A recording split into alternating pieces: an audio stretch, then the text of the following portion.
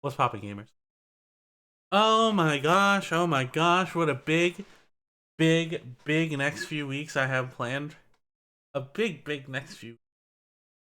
Um, I give a lot of housekeeping to go over real quick. Very important. Um, I I just want to get this out of the way real quick. I know this is what you will expect to see within the next few weeks before I go on an extremely long 3-week vacation. How's my mic look? Mic check sounds good. Let me go ahead. I haven't tested this out yet.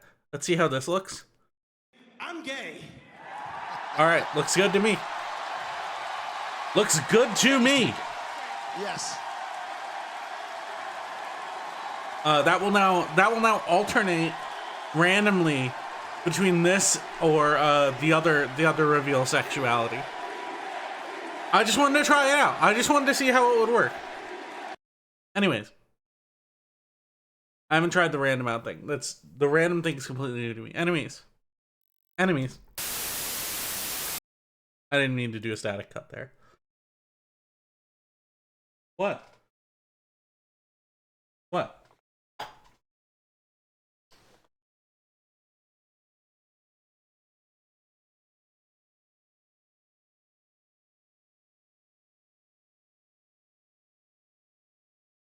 That's what I like to see. She didn't like yelling. She didn't like me yelling in her ear. Very important. Today, Funky Tuesday. Extremely important to our streaming schedule. Next, streams giving on Thanksgiving. I'm gonna be home for Thanksgiving, so I've decided I'm going to commit to doing something of a marathon-esque stream on Thanksgiving. It's streams giving. Just gonna go ahead, do whatever the hell the hell I want for a longer amount of time than I normally do. Gonna start that around 4 p.m. EST, I think is what I said here. Yeah, that's right, 4 p.m. EST. But that's all. You're streaming the Bungie Game Marathon. That would be exciting. Now let's just see what Nightlife has sent me. Check out this report of the week title, Huge Problems at Burger King.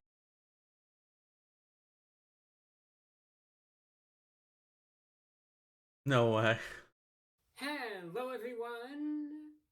This is Running on Empty Food Review. Well, hello ladies, gentlemen. I hate hearing about huge problems at Burger King. I don't like that they're experiencing them. I don't like that they're having them. I just need to go over here real quick. Don't look at what's here on this. Don't look at what's here. Need to go and do Hey, look at me! I got a little buddy right here, right next to me. Hey everyone. Hey, what's up? What's poppin', gamers? It's me, you can't. Little Russ. Hey, don't say Russ. Yeah. What's popping? What's popping, gamers? I'm sorry, that's your catchphrase, Bossman It's my Scott. I catchphrase. fucked up. And I'm so fucked up right now, and it shouldn't be my little guy right now. It will be on the stream, but it shouldn't be him. Because I'm off hours right now because of the holidays. The job that I'm working for Exposure, I shouldn't be here right now. And you are working your second job right now. I'm not at Barnes Nobles, and I'm not at Oh right. Clam Gum. You consider this your first job.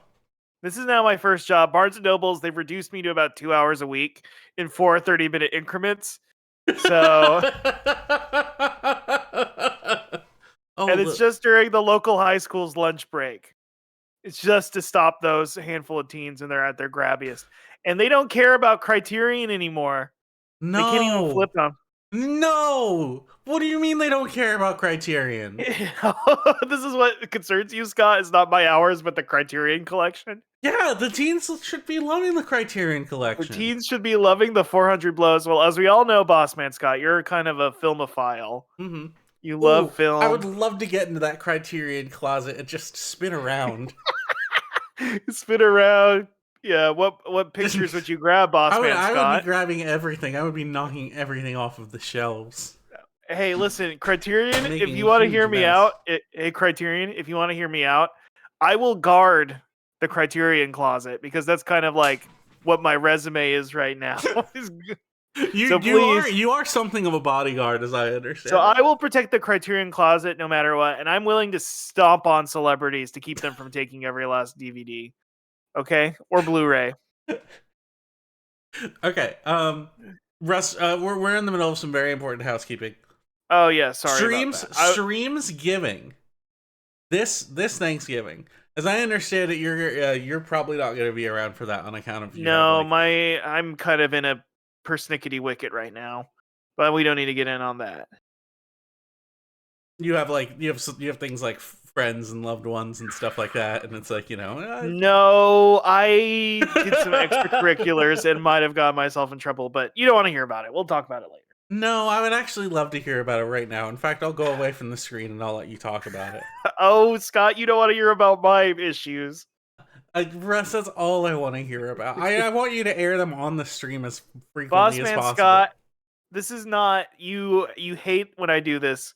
I did some extracurriculars. No. I hate when you do it in person. I hate when you tell me about it because I keep going, save it for the stream. I know. Well, I've been out of town. You probably noticed we didn't have our late night writing session where we just texted each other all the funniest. Wait, you didn't notice I was gone? It's like so peaceful all week. It was so nice. I was having such a good time all week, and now I understand why. It's probably you unconsciously felt some deep sense of relief because I was going on a mission for you, boss man Scott. Really, a mission for me? Mission for Scott. I don't remember issuing you any orders, but let's go ahead and hear it. This is because this is extracurricular. This is me taking it up a notch to defend the honor of boss man Scott. I may have driven myself way up. I know it's America Week with Thanksgiving and football and all sorts of turkeys and treats. I went up north to Vancouver, BC, to the godless land of Canada. And I'm going to be honest, I have snuck into Jeff Keighley's house to try and find the passcodes to the Gamer Awards to knock off, Internet Jim? What's the name of the guys who were nominated for the Streamer Awards? The streamer? Oh my gosh. I know Queso's on there. I didn't knock off Queso. Hold on, that would have been unbelievable. The Game Awards. What's the name? What's that the category? I forget. It's like Content Creator of the Year. Is that? It had such a good name before. I don't remember what it used to be called. There's the trending gamer. The trending gamer. That's right. Yes. Okay. Well, that's what I might have done that on the side. We'll go into more of it later. No, please go ahead. I'm gonna look up who the content creators of the year are. I'm currently trapped in Jeff Keighley's crawl space. Whoa, hold on. We got, and I know how much you love all these guys. We have Techno Gamers, Ajwal, Cakes O, yes, Elo Juan, Typical Gamer, which a name like that doesn't sound too typical to me. The last one. This is a heavy hitter. Are you ready for this? Wow. It is none other than Usada Pecora. Wow. Pecora is out there trying to fight for the trending gamer category, and we support her 100%. Yes. Well, boss man Scott, I'm going to be real. I was trying to knock off the Typical Gamer. No! And insert you in there. Oh my gosh, it's because I'm such an atypical gamer, I think. I was going to insert you as boss man Scott, the atypical gamer, to see if anybody would notice. And listen, I didn't think you were going to beat Pecora. I also was going to change it back to trending gamer of the year. I was going to change the name of the category. I do want to win trending gamer very badly. Yes. I didn't think you were going to beat Pecora, but I thought I would get you in the running. So I was going to dip out Typical Gamer because I think he's the one white guy besides Queso. But you can't drop Queso. No, you can't drop Queso. You can't drop Queso. People would be confused. They'd be like, where's Queso? Yeah, everyone's asking where's Queso. Yeah, and so I was going to try and get you to become Boss Man Scott, the atypical gamer. I snuck into Jeff Keighley's house. He has a very big house in Vancouver, BC. And I was sneaking around. He came back from his house, and basically I've been stuck in his crawl space for about a week and a half. And it's been Very tiring. I've been eating spiders. Luckily, I brought my podcasting equipment with me. But it's been tough out here being stuck in Vancouver, BC on a subterranean level.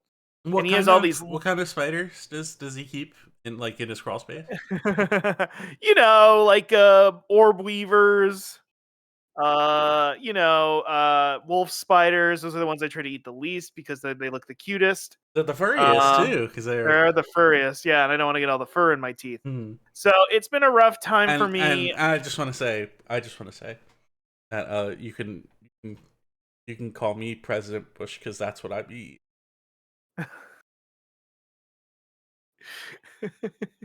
I'm not afraid to get that fur in my teeth. You're like him, but instead of regular oil, you love baby oil. And anyway, that's a little bit of a topical humor. It's Because Thanksgiving on Thanksgiving. yeah, Today's Funky Tuesday, and then of course we're gonna scroll down. We're gonna be looking at next month because it's the end of November is coming. It's almost over yes. basically. Next month, very important. We have our normal stream running on the 10th. The Game Awards are happening on the 12th. I'm going to be on the Games the Line Scott TV Awards. account. No, I might just change the whole name to the Scott Awards. Ooh, if you can get in there and really go ahead and change some things up, and I'm going to go ahead and switch the phone cam real quick just to show you all something really interesting. If you want to check that out. I'm going to change the Scott's Game of the Year award that he chose, which is Black Myth Wukong, because he agrees with the developers on a lot of things and their design philosophy and what they believe in. So, yeah. That's jazz. But as you can see here, December 2nd, 3rd, 3rd, not 4th, 5th, and 6th. There's 4 whole solid snakes here. What could that possibly mean? Are you sure that's Solid Snake? I just want to make sure. Well, these are Solid Snake, but that's no Solid Snake. That's a little bit of a Metal Gear reference. It's the 4 days of Metal Gear. I'm going to be playing Metal Gear Jolly. If you know what that is, good. Is that like Nights into Dreams Christmas, but Metal Gear? Well, if you're asking that question, then you're one of the many who doesn't know. And if you don't know, then just what is it? A Flash game? Whatever. We don't go into it. Well, I'm going to be playing it for 4 whole days. So, yes. This is an entire game. If you know what that is, good. Good on you. I guess that's cool. If you don't know what that is, I'm not going to say a thing. I'm going to surprise you. And that's why I'm the atypical gamer. Someone would show you something like that and go, "Well, that's like, whoa, that's crazy. That's like, why would you even like? That's like so wild." But I'm just like, no. Look, I want you to see this for yourself. Scott would put a gun in your mouth and be like, "This is what you're watching." That's how atypical he is. He's crazy. You don't know what he's gonna do.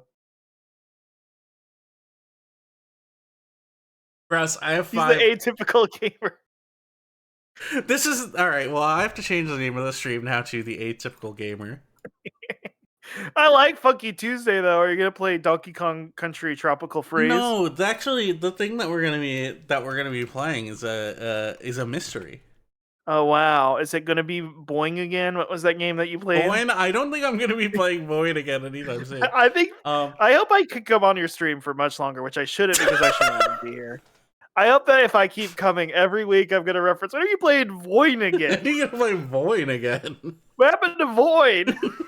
I thought you were a Void player. Like 2005, the Void will have been canceled, and whatever Kickstarter money had been purloined, and America will have forgotten about Void, and I'll still be like, where's Void?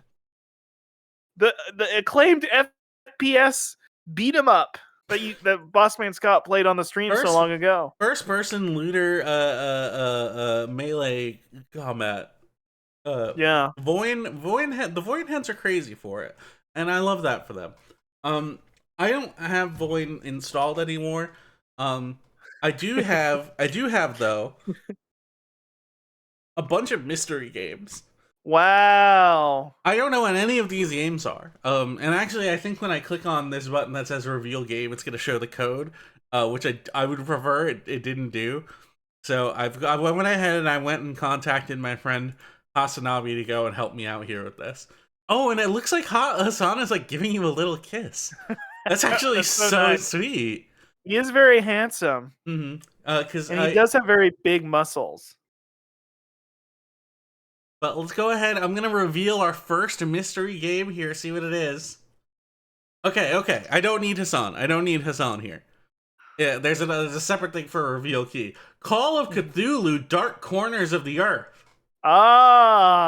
Ah. Let Were me- you prepared to get a bit trippy? Ooh. Bit crazy. Let me. I have to go ahead and I have to put my my actual birth date in. Let's see. That's the 25th. That's 6th. And what is the current year minus 28? Because as famously, you are 28 years old. 2000.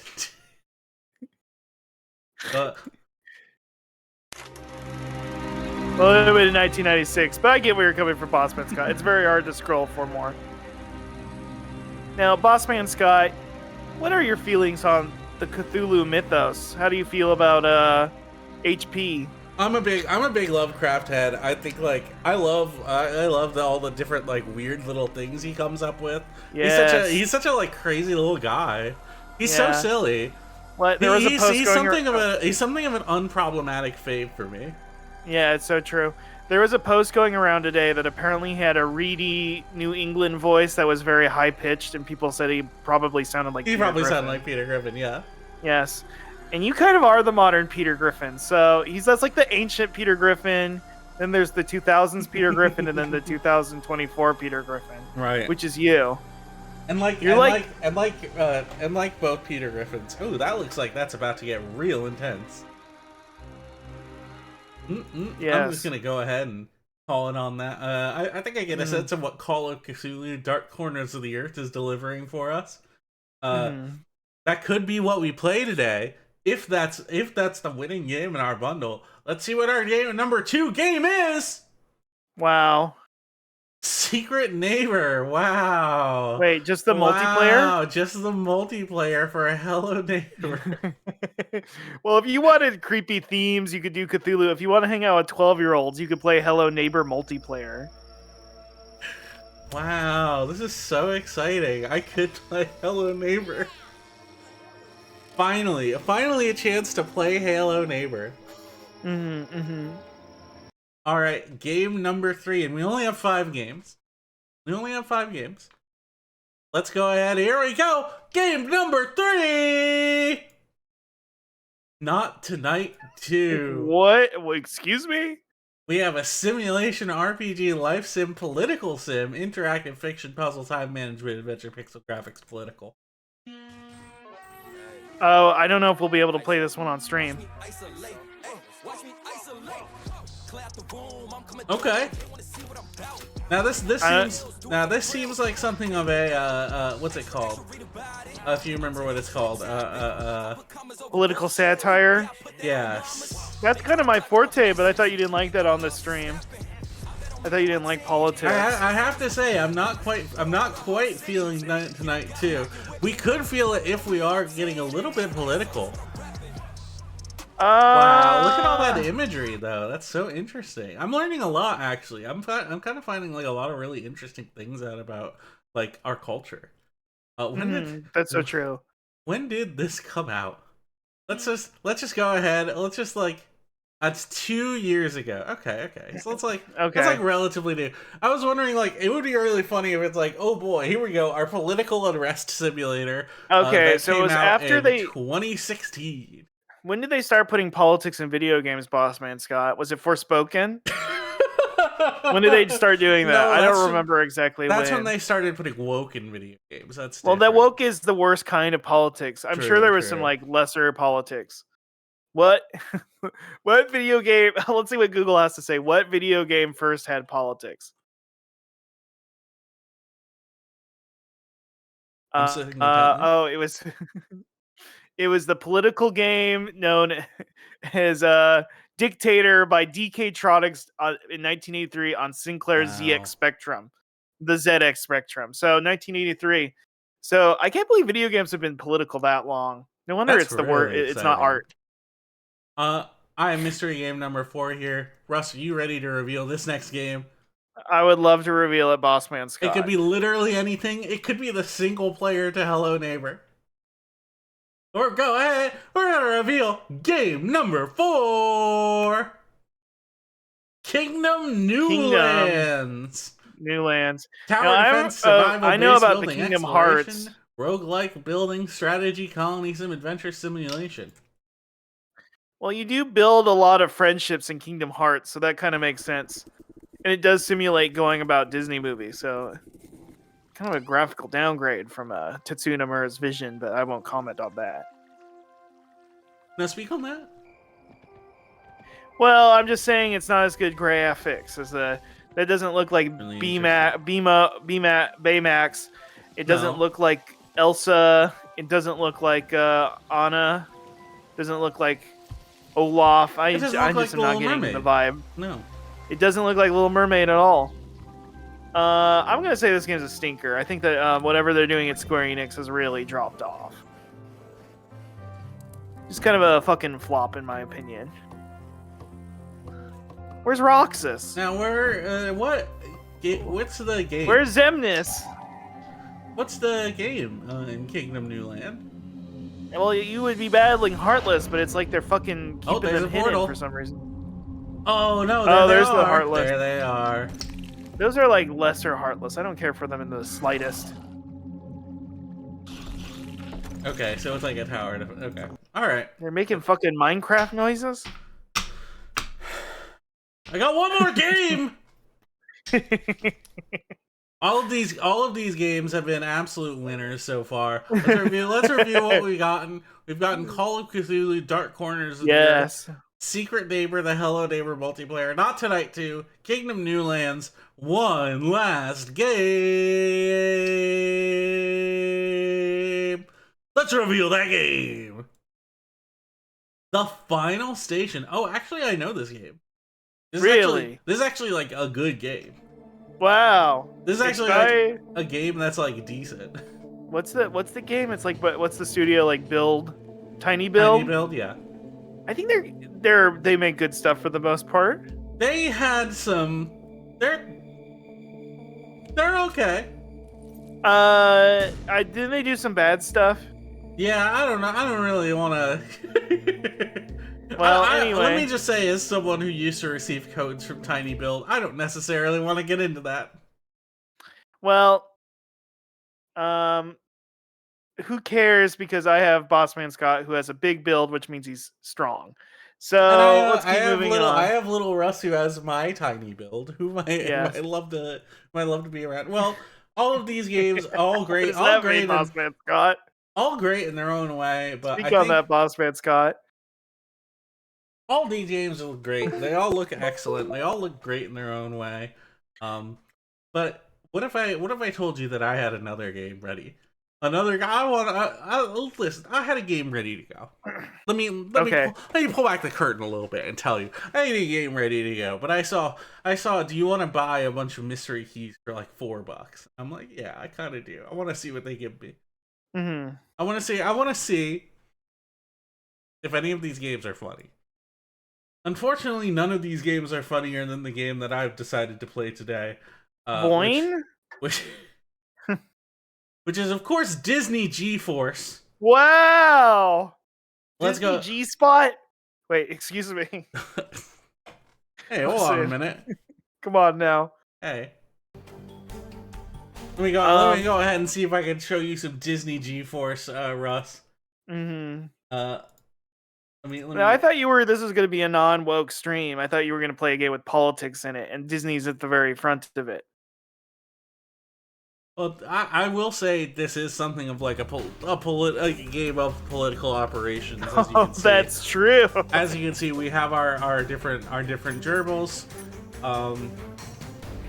They are something of operators. I am interested in seeing what the politics of this game is, whether or not they're putting politics on the damn gerbils now. I bet they have pronouns at this point. Well, that one's got like a mohawk, so we know he's woke. Whoa. Probably works at a bookstore with blue hair. Russ, are you ready to hit this new game button? Yes, please, Bossman Scott. Okay. Now, have easy, you ever normal, seen or the original challenging? movie Disney's G-Spot? You keep saying G-spot. Well, sorry, Disney's G-Spot. Did you see it in theaters? No, but I know the thing. I know one thing about the G-spot is it's challenging to get in there, so I'm gonna go ahead and hit challenging. You're always saying that at our business meetings, or excuse me, our comedy meetings. I don't know what I'm talking about anymore, Bossman Scott. I have to go and check if subtitles are available. This is a game from 2009, so it's highly likely that they may not be. Frankly, I was like excited when there were resolution options. Hold on. Wow. Subtitles. Here we go. Yes. Hold the button to help you find your Okay, maybe this game doesn't have politics because the subtitles are just in English. So you know it's good. By the way, Bossman Scott, I did accidentally Google as Disney's G-Spot. Disney G-Force.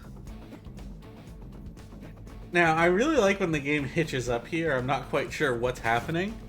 I do have a double jump. That's nice to know. Let me actually go ahead because I know how many G-Force heads there are out there. I'm gonna go ahead and change the category to Disney G-Force. Yes. Bossman Scott, did you see you're a big movie filmophile. You love movies. You love the Criterion Closet. I love sitting down with a nice, delicious film. Yes, and picking apart and thinking about the screenplay and the mise en scène.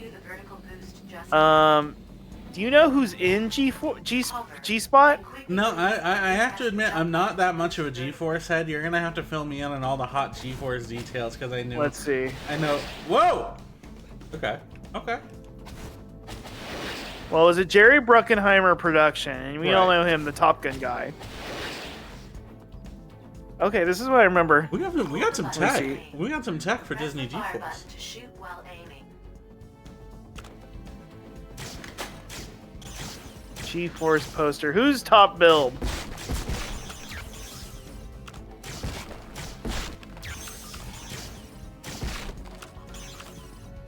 I have a lot of SaberSense ships.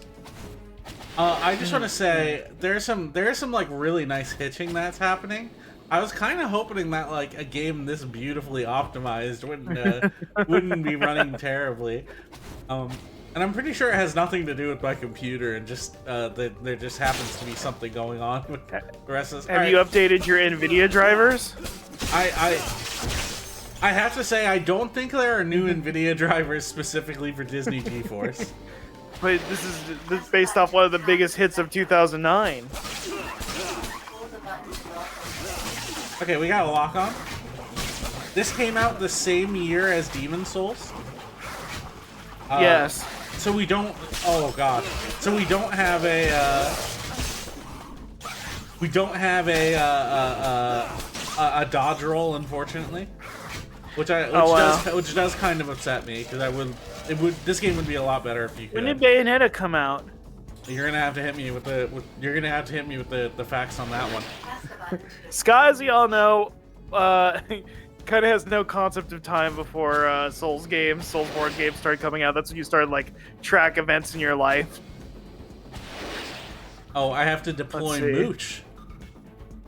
You gotta deploy Mooch. The Bayonetta was 2009. And who plays Mooch in the movie? Who plays Mooch in the movie? That is such a good question. Let's see. Fly Mooch through the vent. I can't find who plays Mooch G-Force. Who plays? Use the interference beam to activate the switch. I love that. I love the easy interference Press beam. the button to return It was to the played by D. Bradley Baker. Hold the button to sprint. That doesn't sound. Oh, I can sprint. Okay. He's like, Oh! he's animal voices guy. He's the guy who makes animal voices. Kind of. It's gonna make a bad joke, Bossman Scott, but I won't. Guys, what kind of joke? I was gonna make a joke. I said he was the animal voices guy, and it's kind of like what you do because they make animal noises. Anyway, I don't know where I was going with that. That was good. I liked it. I liked it. It needs workshopping. I was about to say something similar. You're constantly making women make animal noises, I guess is the implication I was making. No. I like it. I like it. Well, we didn't have our regular pitch meeting where we wrote all our classic jokes because I'm trapped in Jeff Keighley's crawl space. Russ, I'm gonna be quite generous with you here. I think this game might have some tech going on. Whoa! The button to aim. You can scan objects with a saber light. You might be running the GDQ run of it pretty soon here. Yeah, maybe. Laser in the chute of the door. But be careful to avoid the laser once it turns red. Speaking of technology. What, speak on that? It's this automaton creature. Items in front of you can be attracted by Freaky guy. It's kind of like that, to use your parlance, boss man Scott, it's kind of like that automaton monster from Dark Souls 2, I can't remember the name of. What was that guy's name again? And the sinking ship? That wasn't an automaton. That was. Well, what? I thought it was a robot. It was two guys stuck together. Yuck! I didn't know that. I'm not watching you enough Vati Vidya, I guess. You just heard two guys and yelled yuck. Yeah. I'm not saving. I can't save. I'm not saving myself either with this one. Now, who's this guy? Is that Bill Nye? It appears to be Leonard Saber. Leonard Saber. Let me look up. Who is Leonard Saber? Dude. Wait, hold on. The FBI's been tracking Leonard Saber's top secret work on Saber Sense for years. That sounded like Patton Oswalt for a little bit. Stop now. Not this guy, the guy before him. Can I say something? Yes, please. You're allowed to say. You know who I said the millionaire looked like? Who? Bill Nye. Guess who it was in the movie? What's it, Bill Nye? It was Bill Nye. Thank you, everyone. Thank you. You can show me the Mad Respect editor. And Ben is Patton Oswalt, of course, right? Let me look. It has to be. I have bad news for you, Boss Man Scott. What is it? And I hate to do this to you. You may have mixed up two comedies big boys. No. You might have mixed up one of the big comedy big boys here. Who isn't in the It movie? was Zach Galifianakis. Could they not get Zach for the video game so they replaced him with Patton Oswalt? Is that what happened? He was probably doing a weird comedy thing at the time. Doing a Tim and Eric sketch.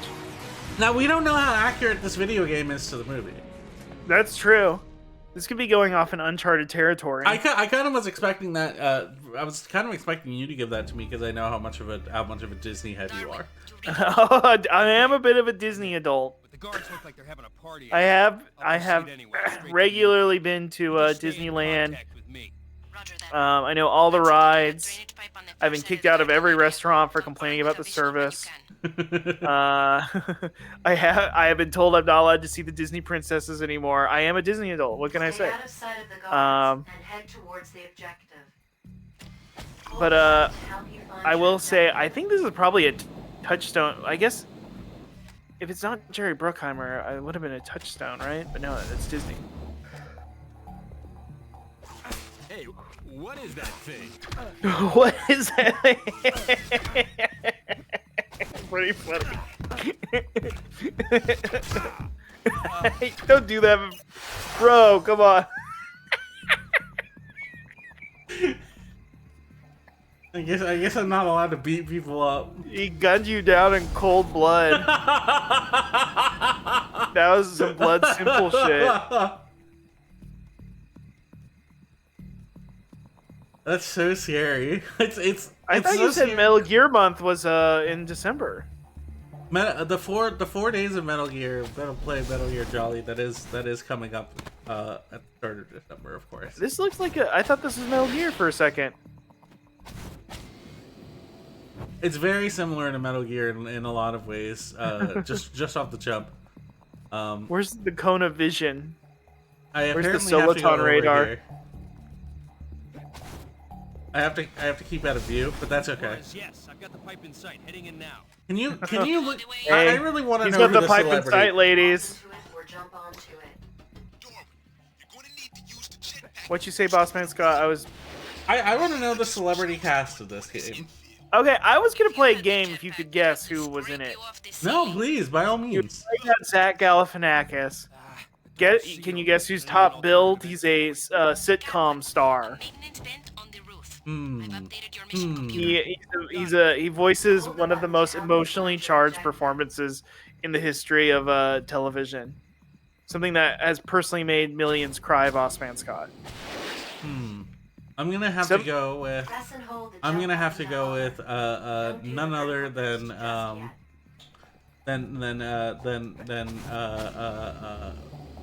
who's, I don't know the name of the guy who plays Shelton. Big Bang. It's not Shelton. But it is a Big Bang Theory. No, it's not Big Bang Theory. Oh, well, then what's even the point? Listen, he taught us how to adult harder than any other adulting Use the ever. electroweb to Let's just destroy say his objects. voice was awfully hoarse, man. And of course, you're talking about JD from Scrubs. No, Boss Man Scott.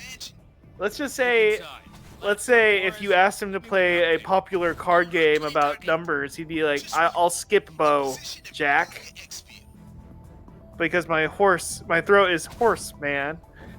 And you're saying he plays this Darwin character? I think he plays Kip Killian. No, I don't Well, know then who Kip Killian. Well, if he's top billing, then who the fuck am I? He might be like maybe it's like an Enter the Matrix kind of thing, where you play as one of the side characters. You know, Enter the Matrix, where you would play as Will Smith's wife, whose name I'm going to keep out of my mouth. Whether or not? Can you confirm for me whether or not Will Arnett plays a fucking gerbil? Well, he's a hamster. Gerbils have tails. I think these are guinea pigs. That's why it's a G-force. Oh, that makes more sense. Well, one of them's a mole, and you will never guess who plays the mole. Hold on. Oh my god. No, I will never guess who's gonna play the mole, Russ, because I don't play guessing games. Well, I don't play games. when it comes, Plasma gun. you're not here to play games. You're here to find wifey material. Exactly. And yeah, I'll go through it. Penelope Cruz is Juarez. Okay. Juarez. And we did hear Juarez beautiful already, Juarez. and I'm pretty sure that wasn't Penelope Juarez. Cruz. You should look no. up the video game cast as well. Let's see how close it is. Okay, that's not a bad idea. Zach Galifianakis plays Ben. Right. And that was definitely Bill Patton Nighy Oswalt. plays. Yeah, Bill Nighy plays Saber. Kelly Garner plays Marcy. Who's Kelly Garner again? If you're riveted by this, by the way, chat, sound off in the chat. Who's your favorite celebrity casting in G-Force? Sound off in the chat. Who's your favorite cast I got member of caught. G-Force? Guess what? Got us a surprise security camera here, guys. Got us a surprise camera. What did Kelly Garner? She's just a TV lady. Good for her. I mean, I got nothing but respect for the Gabriel Cassius is Tyler Patrick Johns. Who's that? Press the button to deploy Mooch. I have to press the button to deploy Mooch.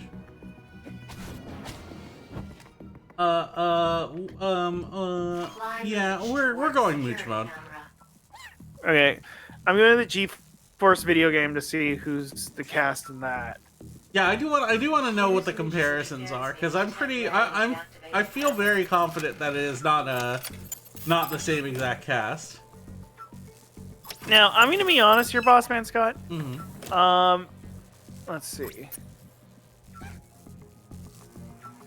There doesn't seem to be a particularly good cast list, because it's claiming that Jon Favreau is Hurley. And Zach Galifianakis Interesting. is Ben, but you think it's a different actor. Yeah, But no, Roxana Ortega, not Jenna Ortega, your favorite actress. right. Roxana Ortega is Juarez, so I guess maybe some of the cast was in and some weren't. I don't know. You have Saber in sight? You bet I do. He's Maybe I'll go to a pretty sharp. G-Force playthrough and go to the credits and see if I can find more info. Yeah, see if we can get. We need these credits pulled up. May be able to find a way through. Okay. I feel like a real producer, which I don't think I am. No, I would But, actually be quite afraid if you like tried to produce anything like. Oh, Well, here we go. like genetically, like that's didn't not s- very nice, I Boston didn't say Scott. that. I didn't say that. Listen, I'm just in this mission right now to get Bossman Scott a wife, wifey material. That's what that's what we're all here to do. Well, first thought, and not a lot of people, if you follow the stream regularly, you probably know this at this point. Oh, Cosmic Drifter Hobo sounds off in the chat. G-Force. No, it's G-Spot. It's a video game about hamsters. It is G-Force. It's about kitty. No, I think on Steam it's listed as G-Spot. Oh, I'm wrong. I apologize. My bad. That was a total misflip. Anyway, I know you're just thinking so much about. Darwin. as the lore of the stream goes, not a lot of people know this. I tried to make Scott go full celibate, Volcel. Which I refuse to do because just like President Bush, I love to chew on that shit. You famously love oil, but baby oil instead of regular oil. Right, that's right. And yes, and yeah, he loved. He had his eyes on Iraq. You have your eyes on Big Racks. And anyway, where was I going with this again? Day that will change the world forever. Tonight, all around the world, everything changes with the launch of SaberSense in just minutes. And you. Anyway, I am looking up the credits From around the globe. for G-Spot. Once you get Disney's that key card, G-Spot. You're gonna have to find another way out. You won't get through those fans carrying that payload. I won't get through those fans carrying that This payload. day will be Interesting. recorded That's as the very day interesting. Life as we knew it changed forever. Now, I am quite interested in the G-Force lore. I do appreciate how just how surgical this operation is going so far. Where the hell is my fucking hamster? Why can't I find the fucking credits in this walkthrough?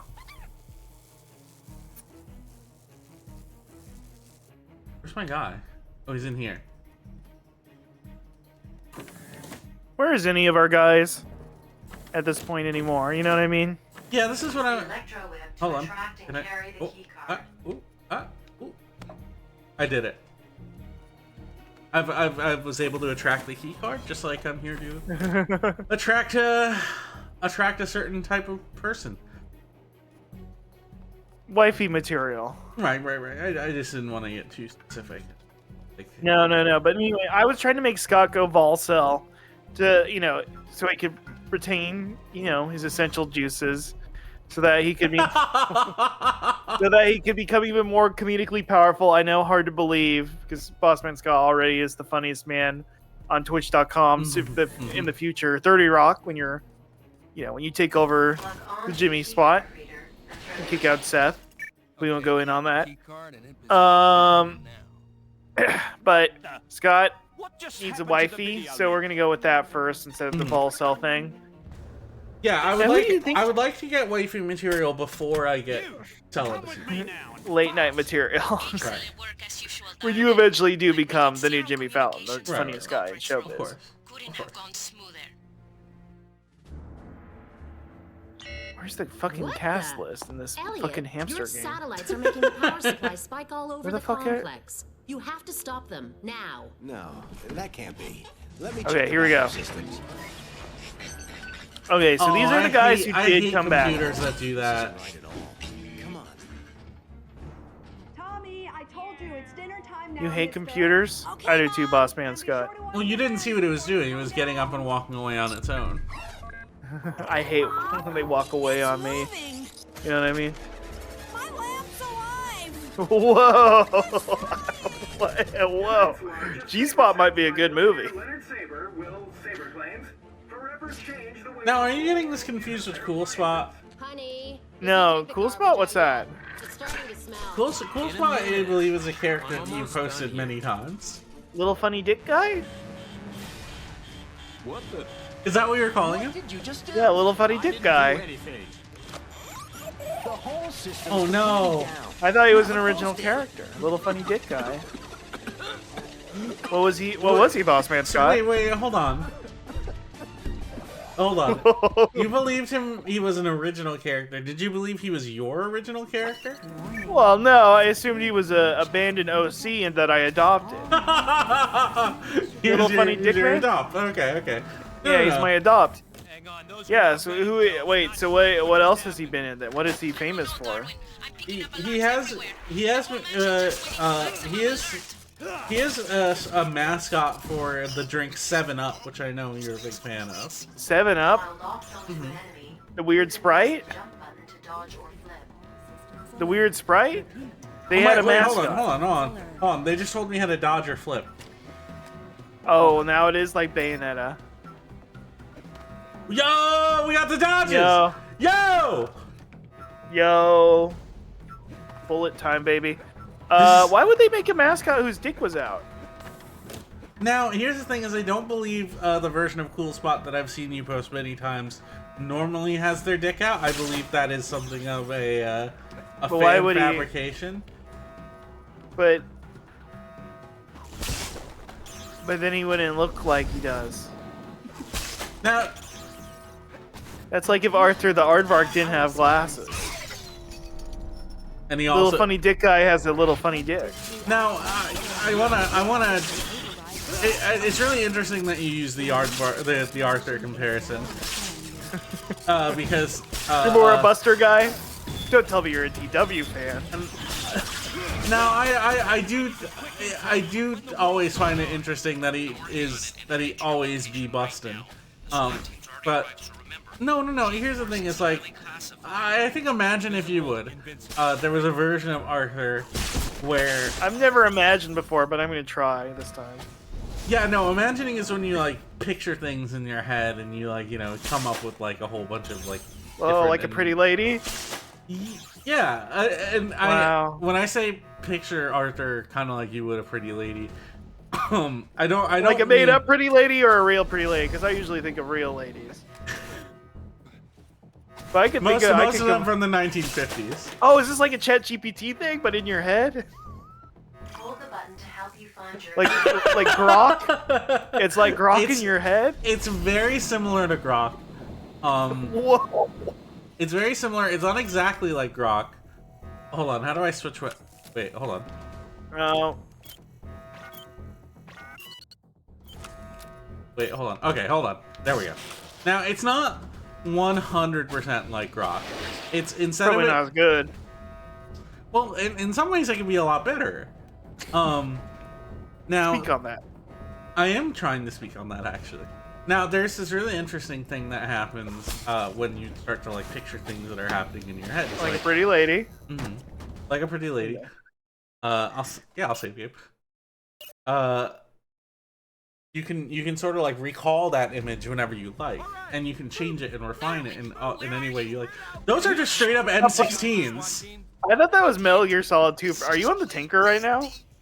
And a little I deadly, believe too. I am still currently in. I believe I am in the plant chapter. You're doing great, Boris. We all miss specs, but we'll manage.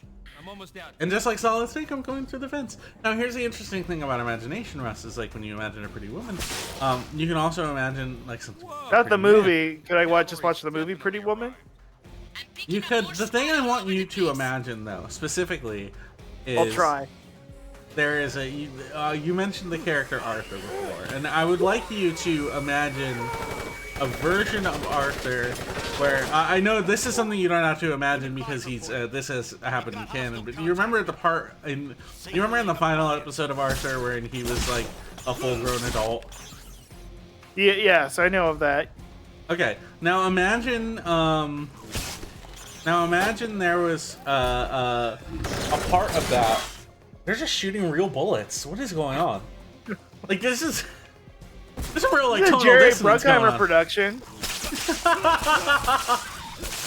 Probably had guns left over from The Rock. Right. No. Yeah. No. You're right. Now imagine, if you will, adult Arthur, but he's got his thing out. He's slanging hog like no one's ever slung hog before. And imagine, if you would, a situation wherein like that was the only version of Arthur you'd ever seen. So it's like, can I be honest? Yeah. I started thinking of a pretty lady, and I'm having a really hard time transitioning over to Arthur with his dick out. Really tough time. Okay, well try It's to taking imagine a lot of mental capacity. Try to imagine Arthur as a pretty lady. Oh. Oh. Okay. Yeah. So you, all right then. Oh shit! So you have Arthur as a pretty right, lady, then. and she's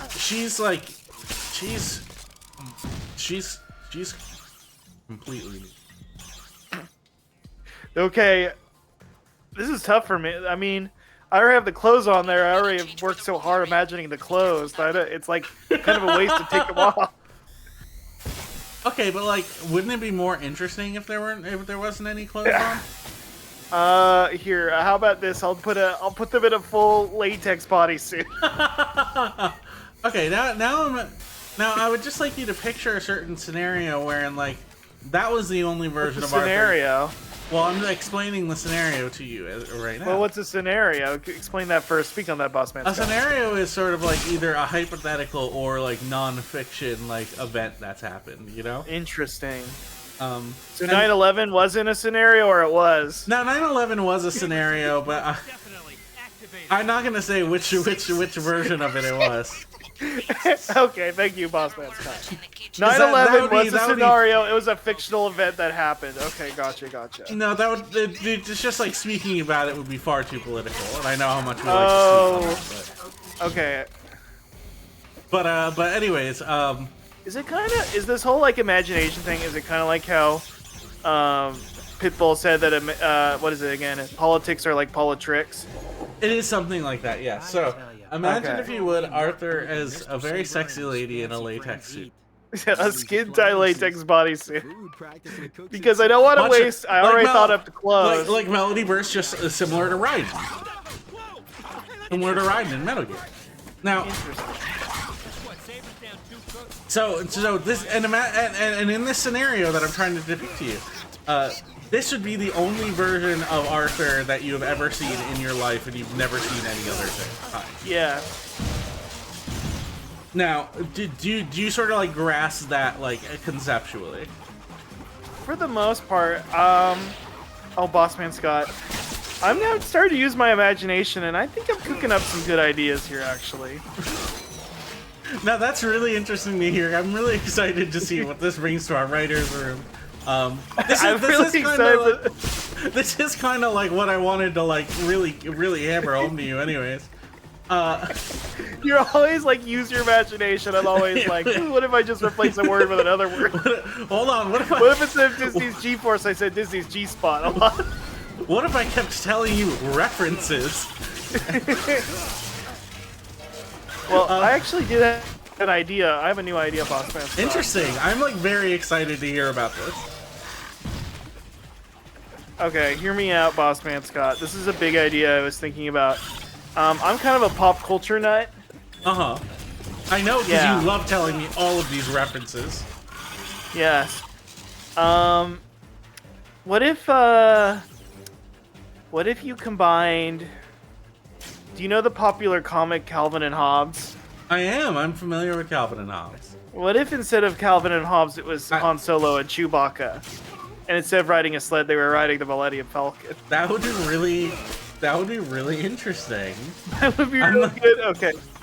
I didn't say good, but no. Like I love how curious your mind has gotten. Oh my gosh. Okay. Hear me out. You know the TARDIS from Doctor Who? Now Melody does ask, what if it was Hobbs and Shaw? Now that's really interesting as well. I don't know what is Hobbs and Shaw. That's from what's it called? It's from Fast and Furious. Which I thought you were a big Fast head. I'm not. I've never seen it. I've only seen two Really? Fast movies. The first one, and then I was very high on a certain drug that I won't repeat. Now, will you not watch them because they're just too furious for you? I'm not a fan of anger. I'm a fan of peace, and that's why I like the Fast part. I think that the Fast can be very fun. I love it when they go so fast. It's like a roller. I like a roller coaster, but I don't like anger. Wait, how do I? Where do I go? But anyway. That's the event I came from. Well, anyway, what if the TARDIS from Doctor Who looked like the Vincent Van Gogh portrait, Starry Night? Now, for a second, I thought you said the Vince McMahon portrait. Well, Boston Scott, your imagination tends to lead towards Vince McMahon, and what would have Vince McMahon have done in this situation? How would he have booked the show? I do kind of find him as something of an interesting figure. I don't agree with everything he's ever said. As in, you buy a lot of his action figures. And you buy his action figures. Well, you do too, Bossman Scott. He's kind of your favorite guy. But please continue, Bossman Scott. Oh shit! Who's this guy? It's a different guy. No, the entire thing I was trying to like get to you is like, you know how like the version of Cool Spot that you've only ever seen is this version with his dick out. Little tiny dick guy, yeah. What about it? Now he actually has a much deeper history than that. He has a lot more going on than just like having his dick out. What soda was he mascot for again? It was 7-Up, which you call weird Sprite. Well, see, as a child, I was too poor to ever afford any of the mainstream sodas, so I only was able to drink generic soda my entire childhood. And wait, what am I supposed? You're scanning. Hold on. Are you sure you're not playing Metroid Prime? I just had to hit the button. That's all I had to do. Right. Is this Metal Gear Solid 2 or Metroid Prime? I can't tell. Buddy, this is Disney G-Force. Disney G-Spot? Now I know your ability to reference things is pretty much your only way to conceptualize things.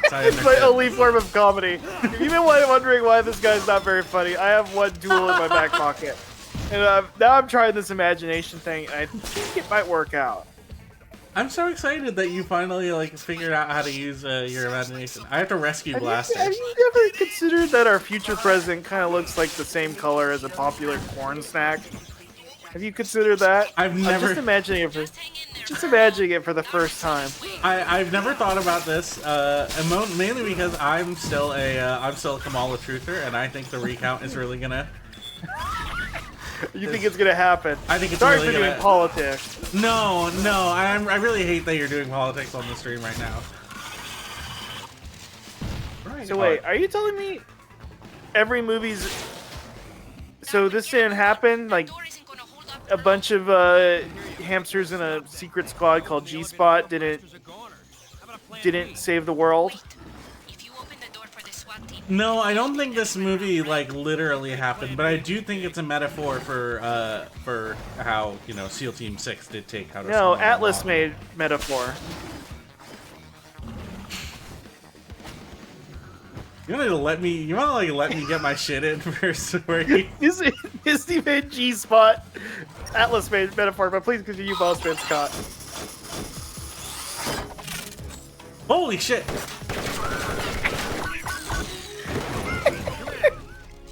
He killed that. He compromised that garbage can to a permanent end.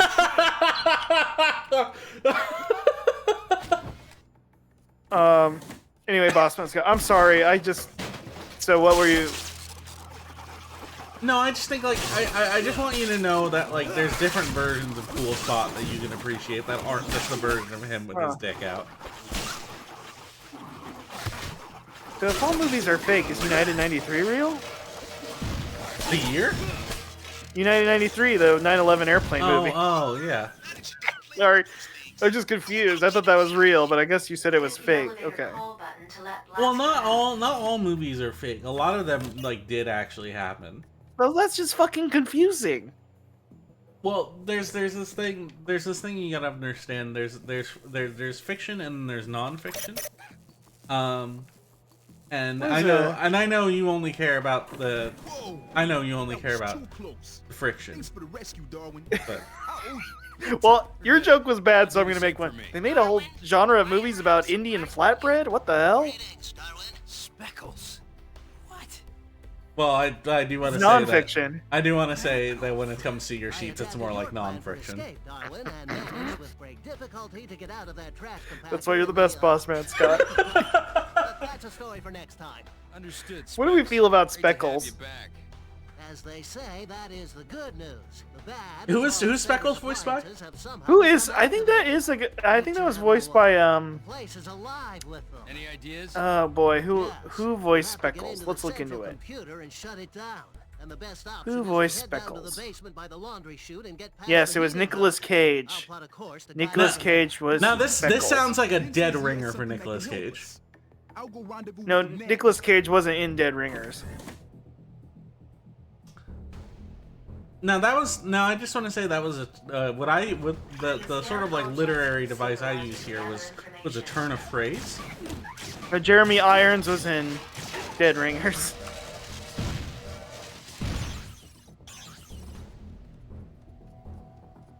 Scott didn't like that one. I can just leave the call.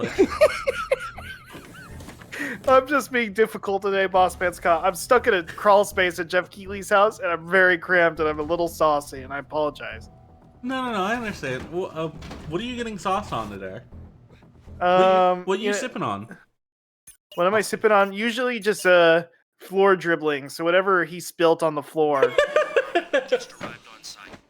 Where's And you know what? He's on his way to You know what it tastes like? And I don't like to admit this because it's kind of hack, but it's the truth.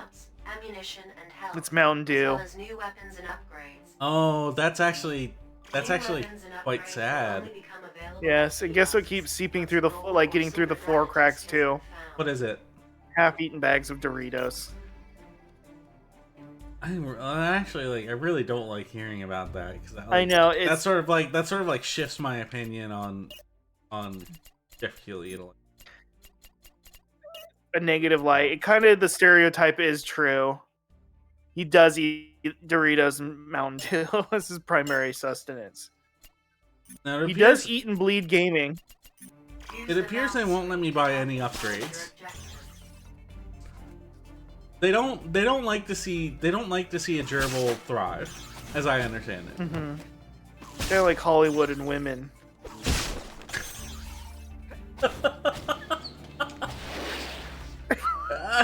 I didn't want to compare. I didn't want to compare Bossman's got guinea pigs to women, and just sort of like in a general sense. But you know, that's what Sorry, we're I'm at. just That's what I have you on the stream for. Well, I'm just trying the new imagination stuff out. And I'm really glad you have been. It is a little concerning to me how much of your imagination is taken up by like thoughts about women, specifically commentary on women, like the things that you say about them.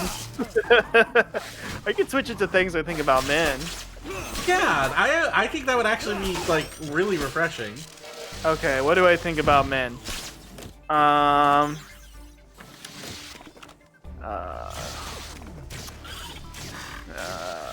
Oh, Jay Leno is so funny. if it is updates, that's so funny. What else? Mm-hmm. Jimmy Fallon. I like it when he sings the songs with his guests. That's fine. Right. Interesting. Oh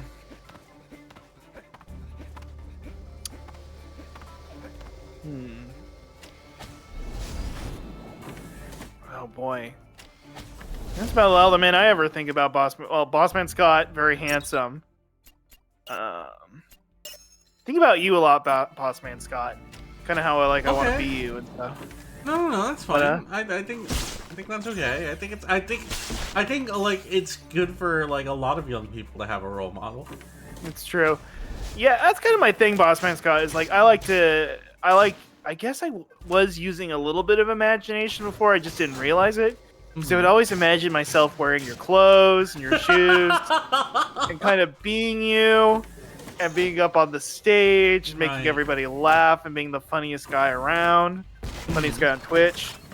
Kind of had this fantasy of being you, and if you weren't around, like if I could be you, if you just disappeared, like if you disappeared and I took on your appearance, but I don't know. I didn't really think on those thoughts because I wasn't really familiar with imagination yet. So I don't know.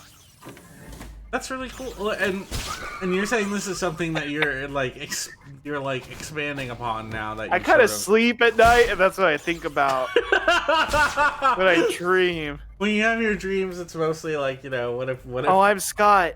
I'm him. I have become him. Oh my God, he is him though. Jeff Bezos reached out to me. Thanks for making Twitch the most popular service for people to view content on. And then Santa Claus shows up and he's like, "Thank you for being thank you for being a good boy, Scott." I'm like, "I'm not Scott. Wait a minute. Wait a minute." And then I think about The Rock thanking me. Hey Russ, how does The Rock talk? I can't even do it. He's like, "Russ, it's your boy, Rock." Oh, this is just like my dream. Oh, are you gonna let me be in Red 1 too? Red 2? That's what they're calling Red it. 2. Oh. Oh shit. I'm fucked. I feel like Red 1 2 is gonna be it's just gonna be Red 1 subtitle like Easter Rises. You know what I mean? As in like the next Red 1 is going to be Easter centric to hit that Christian demo harder. Interesting. That I didn't hear about that. I didn't know that's what they were gonna do. I don't know. I mean, that's really cool. Like I'm trying this imagination thing out. That's where I think they're going. Okay. No, sorry. I thought you were reporting the news again. I mean, the first one's so Chat GPT generated that you probably just generate. What would the next one be? What would you do for the boss man, Scott? What's your pitch for Red 1 2? Well, I think they should start doing it about more like winter holidays. Like, I think we should. I think that's like a really good way. Yeah, I think that's like a really good way to like get more people interested in like all of these really interesting holidays that we have going on. Yeah. So I didn't understand Kwanzaa as a kid until the Rugrats episode about Kwanzaa. It's not a joke. As I understand, that's how you understand most things. Is like you relate them to Rugrats. Rugrats, yes. I'm getting my ass beat like this thing's a damn Dark Souls boss. I was just gonna say I had never. All this time I thought that the Rugrats were going around and having all those adventures in a real place, but it turns out that was all in their imagination too. Well, the Rugrats aren't real. The Rugrats are kind of like, what if someone else had like an imagination? Wow. And then like told you about it, you know? Chat, sound off if you think that like what you're doing to me. Can you tell me? Chat, sound off who your favorite Rugrat is, by the way. Sound off in the chat. Wait for it to spawn. The strike is okay. Chat, sound off in the chat who your favorite Rugrat is. If it's Kimmy or Dill, try and explain that. If you're Phil or Lil person, you know, what's up with that? Yeah, what's your fucking deal? What's your favorite? Who's your favorite Rugrat, Boss Man Scott? I like Tommy Pickles because he's the leader.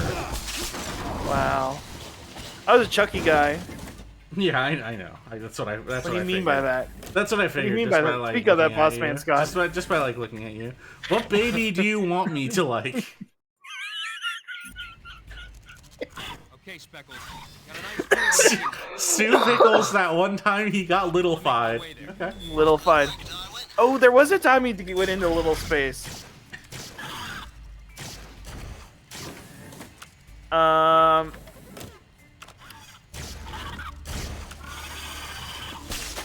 What about that baby who was voiced by Iggy Pop who talked about him being circumcised? I saw that. That'd be a deep cut baby. No, that's a good. That's an interesting. Wasn't there a baby who was voiced by David Bowie? That does actually sound familiar to me. Listen, Russ. A thing I want you to know is that I did in fact watch the Rugrats when I was like a younger child. I have internalized pretty much nothing about it. So you're not like me who still talks about it at age 30.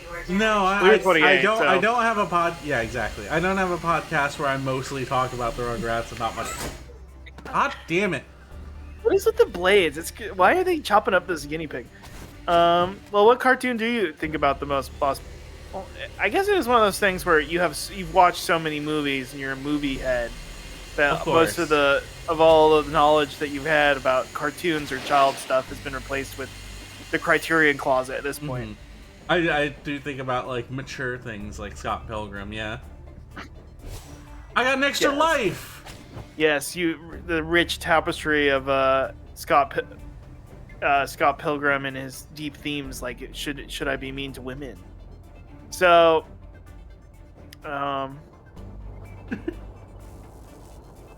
watch this. Only a fly can do that. Wow. Uh-oh, I'm trapped.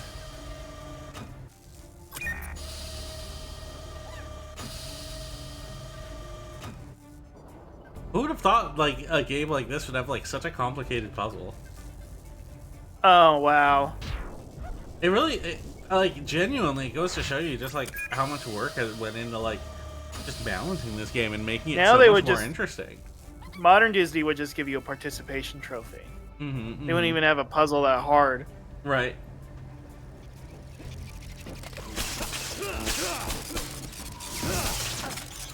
I have a question. I have a legitimate question for you, Boss Man Scott.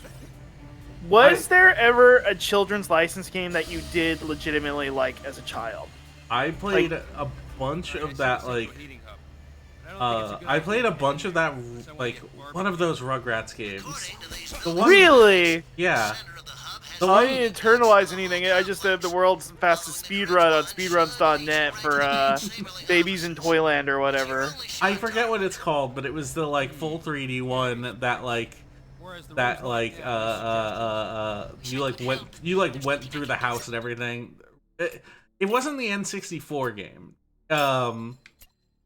Excellent ammo. The N64 game was like a Mario Party board game.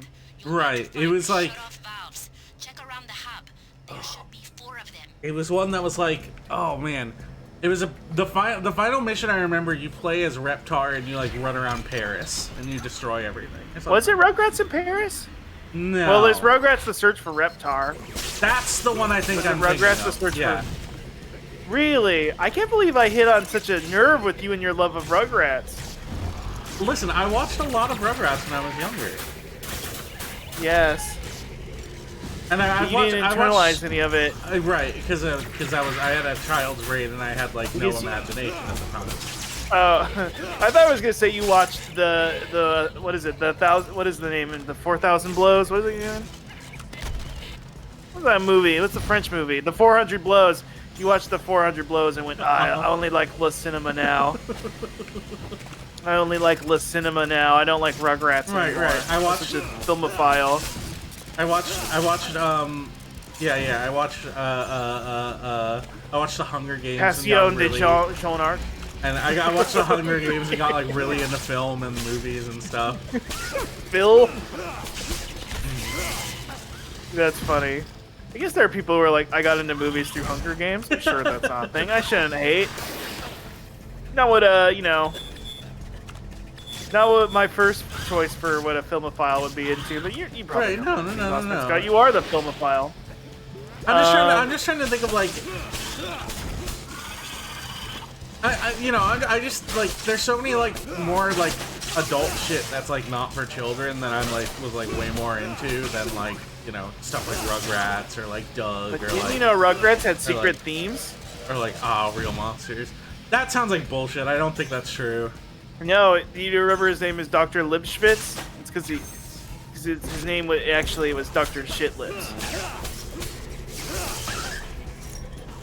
Now I know you're just like doing what you do all the time, just making a little reference, and it's like I know I don't like appreciate that kind of language on my stream, but you know. I'm sorry, Boston Scott. I'm sorry. I forgot this was a smart stream for adults. Not Yeah, Thank this is you a for smart that. stream for adults. We're gonna talk about adult media.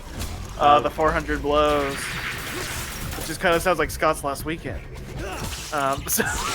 Speak on that. Because you participated in a lot of fellatio with various partners. And if anybody wants to hit the Scott's what reveals Scott's sexuality button, should I just do it? If you want to, please, by all means. I would love to see what Let's it comes see, up what with. I am not gay. I am straight. I'm straight. I like. So Scott was participating in a lot of fellatio with a lot of women.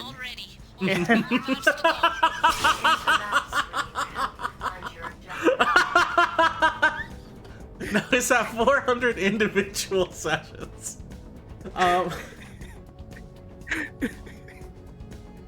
Anyway, start up in the chat what your favorite form of adult media is. Like, what's your favorite adult movie? Is it Disney's G-Spot? Is it, I don't know. What's the movie that adults watch? fellatio, you know. What are you talking about, Bossman Scott? You just keep saying Disney's G-Spot. No. Oh, you mispronounced it. It's Disney's Pinocchio. That thing is good.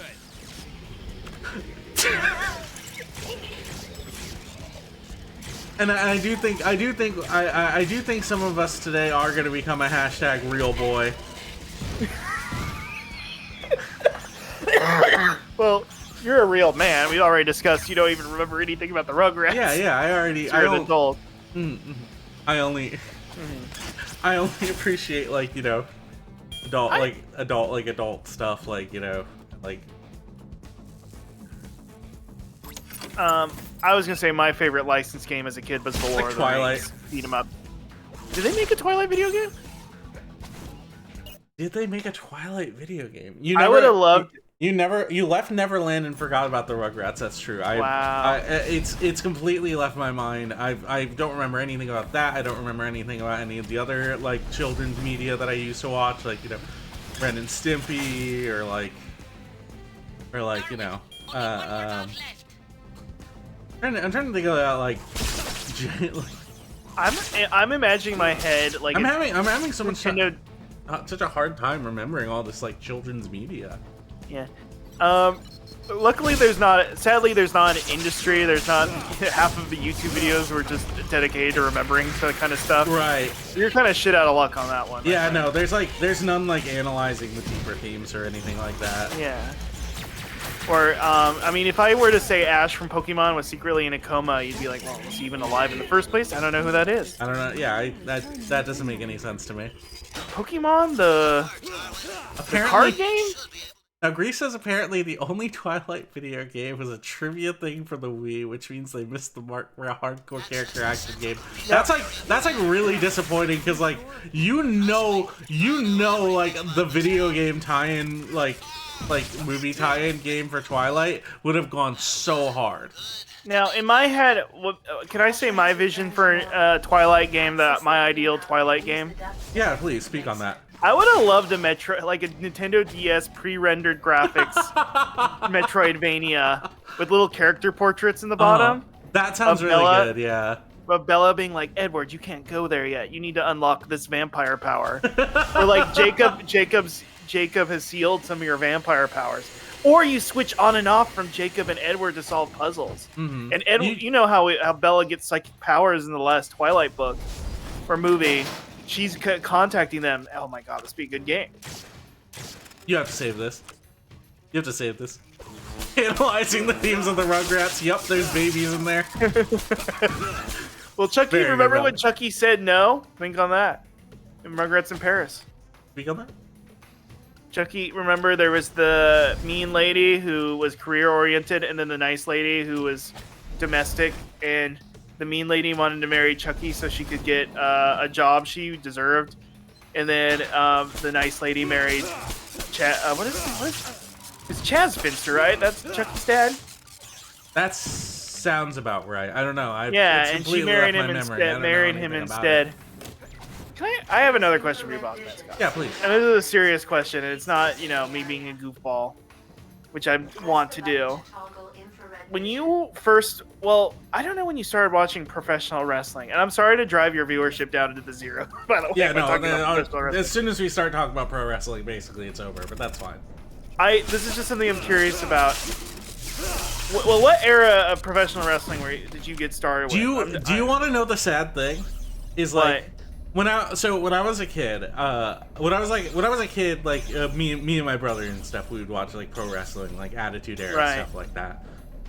Which is obviously was very late in the Attitude Era because I'm 28 years old, obviously. Yes, exactly. But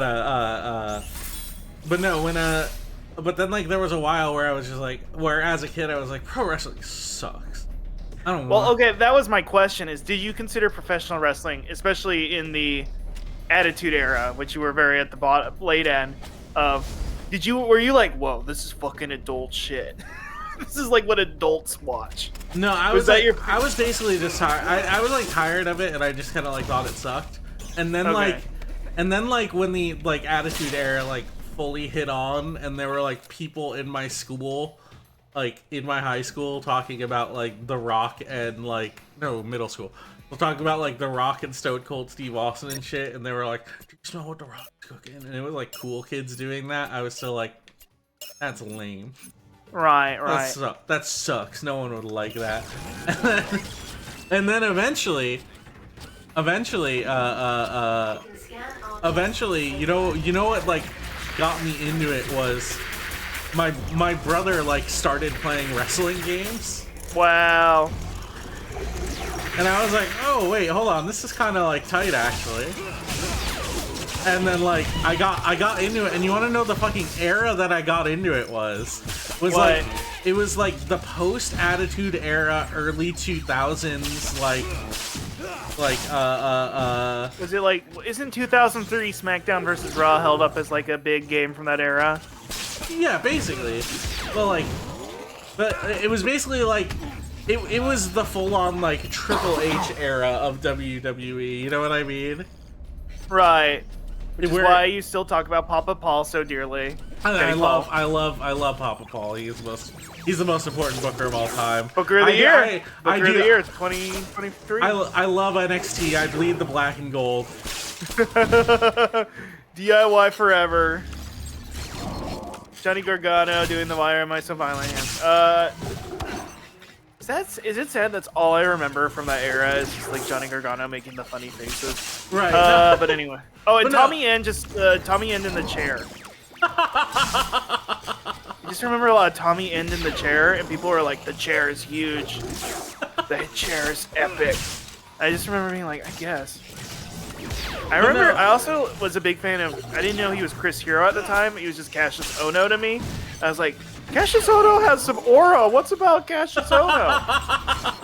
Who's Cassius Ohno? I don't know, but he might know what's up. And now I know the truth of. Now that I know the truth of Cassius Ohno. That he's King James. Yeah, exactly. He's King James. He's not Ving Rhames. Yeah. Anyway. Where was I going with this? Anyway, I always find it funny. My era very specifically was like Triple H versus Shawn Michaels, like the rise of John Cena and Batista, like all of that stuff. Okay, so you remember the Batista movement and all that. Of course, and, I hated Batista so much. Well, he was in Evolution for a while, and then he got out of Evolution, and then I don't even remember what Evolution is. I've never followed W. Evolution is the faction of Triple H, Ric Flair, Randy Orton, and Batista. How can you forget this? To me, as somebody who's never actively watched, I watched Raw for about 2 months in 2017, and I said it was whenever Seth Rollins and Becky Lynch, they were pushing them as a couple against Baron Corbin and Lucy Evans. I don't remember who. Lacey She's Evans, yes. Lacey Evans, yes. The one who is really into QAnon. Yes, and they constantly photographed her butt. Which I know that happens with a lot of WWE female performers, but we're not going into that right now. Okay. But they were pushing them as a rival group, and I was like, this is dog shit. and then I was like, Seth Rollins sucks. He's not good at all. Why? And now you recognize him as the king of drip. Yeah, it's so true. So anyway, and then I watched. I only started watching Raw because I bled black and gold. Anyway, and then AEW existed. I never watched WWE again. I think how long did I watch New Japan? Because it was very funny. Me being like, I didn't watch any New Japan, but then I was like, oh, I watched like Wrestle Kingdom and like 2 or 3 of the other shows every year, and I felt like I knew most everybody. I don't know. It's complicated. Memory's a fickle thing. You're forgetting it just like I forgot everything about the Rugrats. So what's our view count right now? Is it 0? It's the -1. It's historically the lowest I think it's ever been before. Anyway, I just always think it's funny because you hear there's 50-50 of people who are like, I got into wrestling because it was goofy bullshit, and then there's the other half of the kids who are like, I thought it was real. I thought that shit was fucking happening. I thought that was fucking real. I thought who was the lady who gave birth to the hand? Mae Young. Yeah, I thought Mae Young actually gave birth to the hand. Remember when I don't remember. All right, one last remembering wrestling thing. Remember when Eric Redbeard was had a cage, a magic cage, and yes, I do remember that. He had a magic cage and a spider came out. They never said what the animal in the cage was. He carried the cage around. I was so sad it wasn't the hand. I thought it would be cool. It would have been a cool callback if they did a hand. It would have been such a good callback. I think people would have really liked it. I was. By the way, who's Blaster in the movie? That's good. Who is Blaster? I hope it's a rapper. Thanks. I guess. Good luck with it, Darwin. I hope it's a rapper. Who is it? Is that what this thing is? It is really interesting, just sort of the representation that's going on with Blaster here. It should trigger the weaponization sequence. If you're careful, you can then use the appliances. Tracy Morgan was Blaster. I'm sorry, everyone. It was not a rapper. In the movie, or well, right? You couldn't find the game. It was I found. Okay, here. Do you want to hear all of the actual voice actors who came from the movie into the video game? Yes, I wanna know who's translated into who. Who made it from the movie to the game? Who cared so much about their character they were like, I have to record my lines for the video game. It was Jon Favreau. Jon Favreau, Mr. Iron Man, friend of the Mandalorian himself, Jon Favreau. Zach Galifianakis was in the game. Really? Doing a Patton Oswalt impression, it sounds like. It sounds so much like Patton Oswalt. Like, now this guy I don't remember. Michael Goff? Who's this guy? Not familiar. He's like a British. Oh, he was Alfred in the Burton Batman movies. Shout out who your favorite Alfred is in the chat.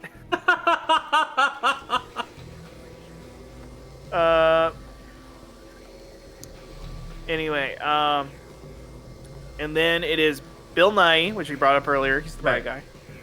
Then Roxana Ortega. I don't know who that is.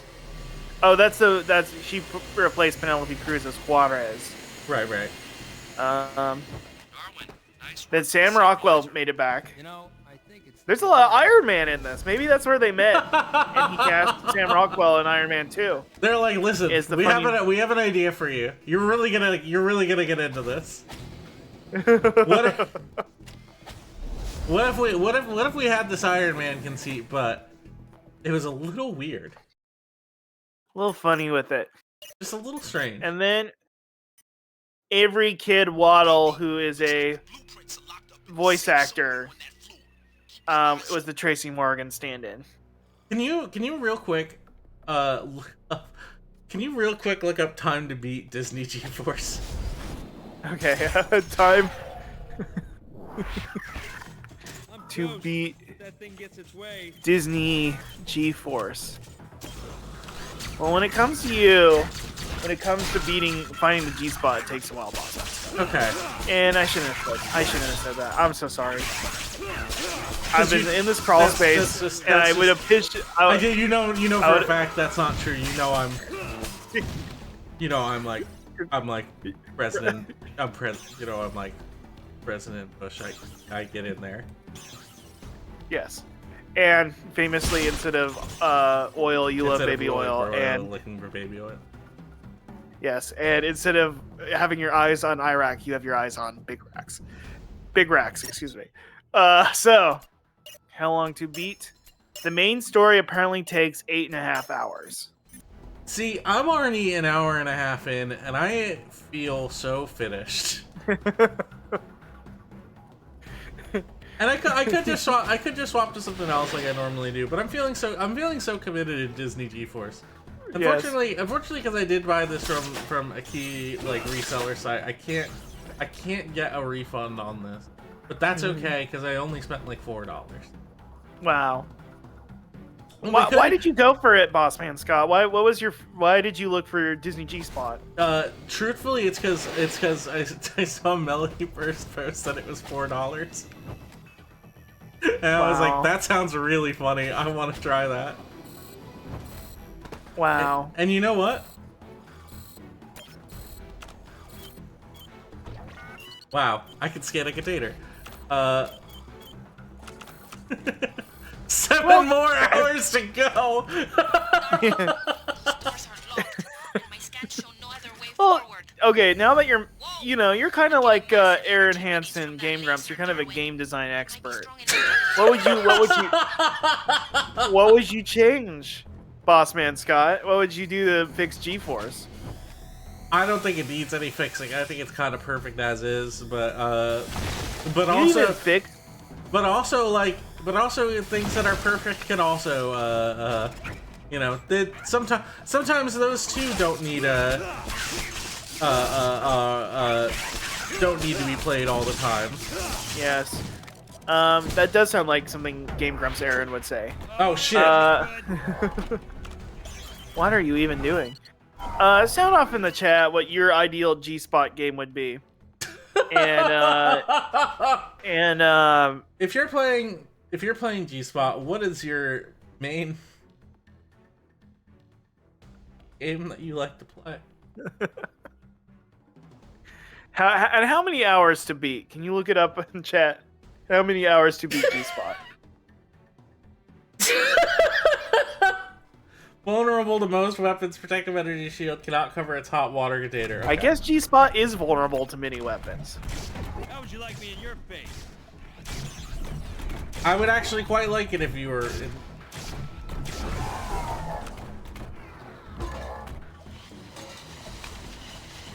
Darwin, I think there might be a shortcut through the accounting offices. That's cool, Speckles, man. I'm like...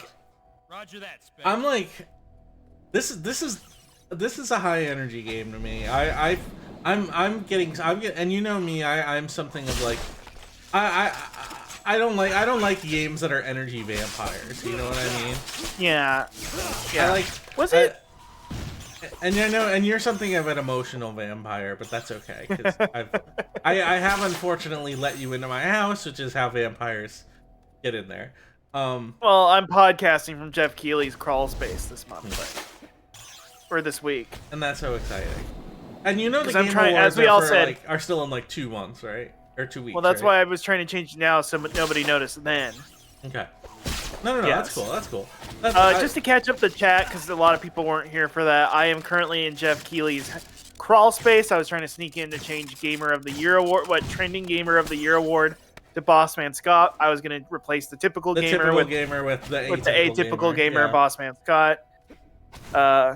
And sadly, Jeff came back in the middle of my hacking process, and now I've been stuck in Jeff Keighley's house, and he has been in his house for weeks. He won't seem to leave. And you've been hiding in the vents, much like a small gerbil would. I'm crawling around. He has big vents. And you have like all this tactical gear on you as well.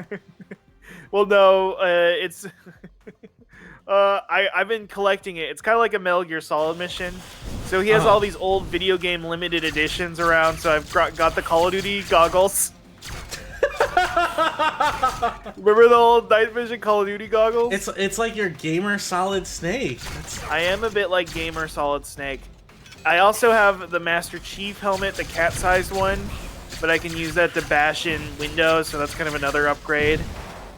I have the... Do you remember the Dead Island 2, the headless bust? Right, just the... Yeah, I do know that's exactly what... I do know that's exactly the kind of thing that you own, and I don't really like that you own Jeff it. Keighley owns, because he has all the famous limited editions just sitting around his house. It's a fucking pigsty here. It's fucking nasty in here. Shiloh Adventure 2 Battle in the chat says, hiding in the vents, sus. No, the only thing that's sus about it is how much I care about Bossman Scott, and how I'm trying to win him Trending Gamer of the Year award.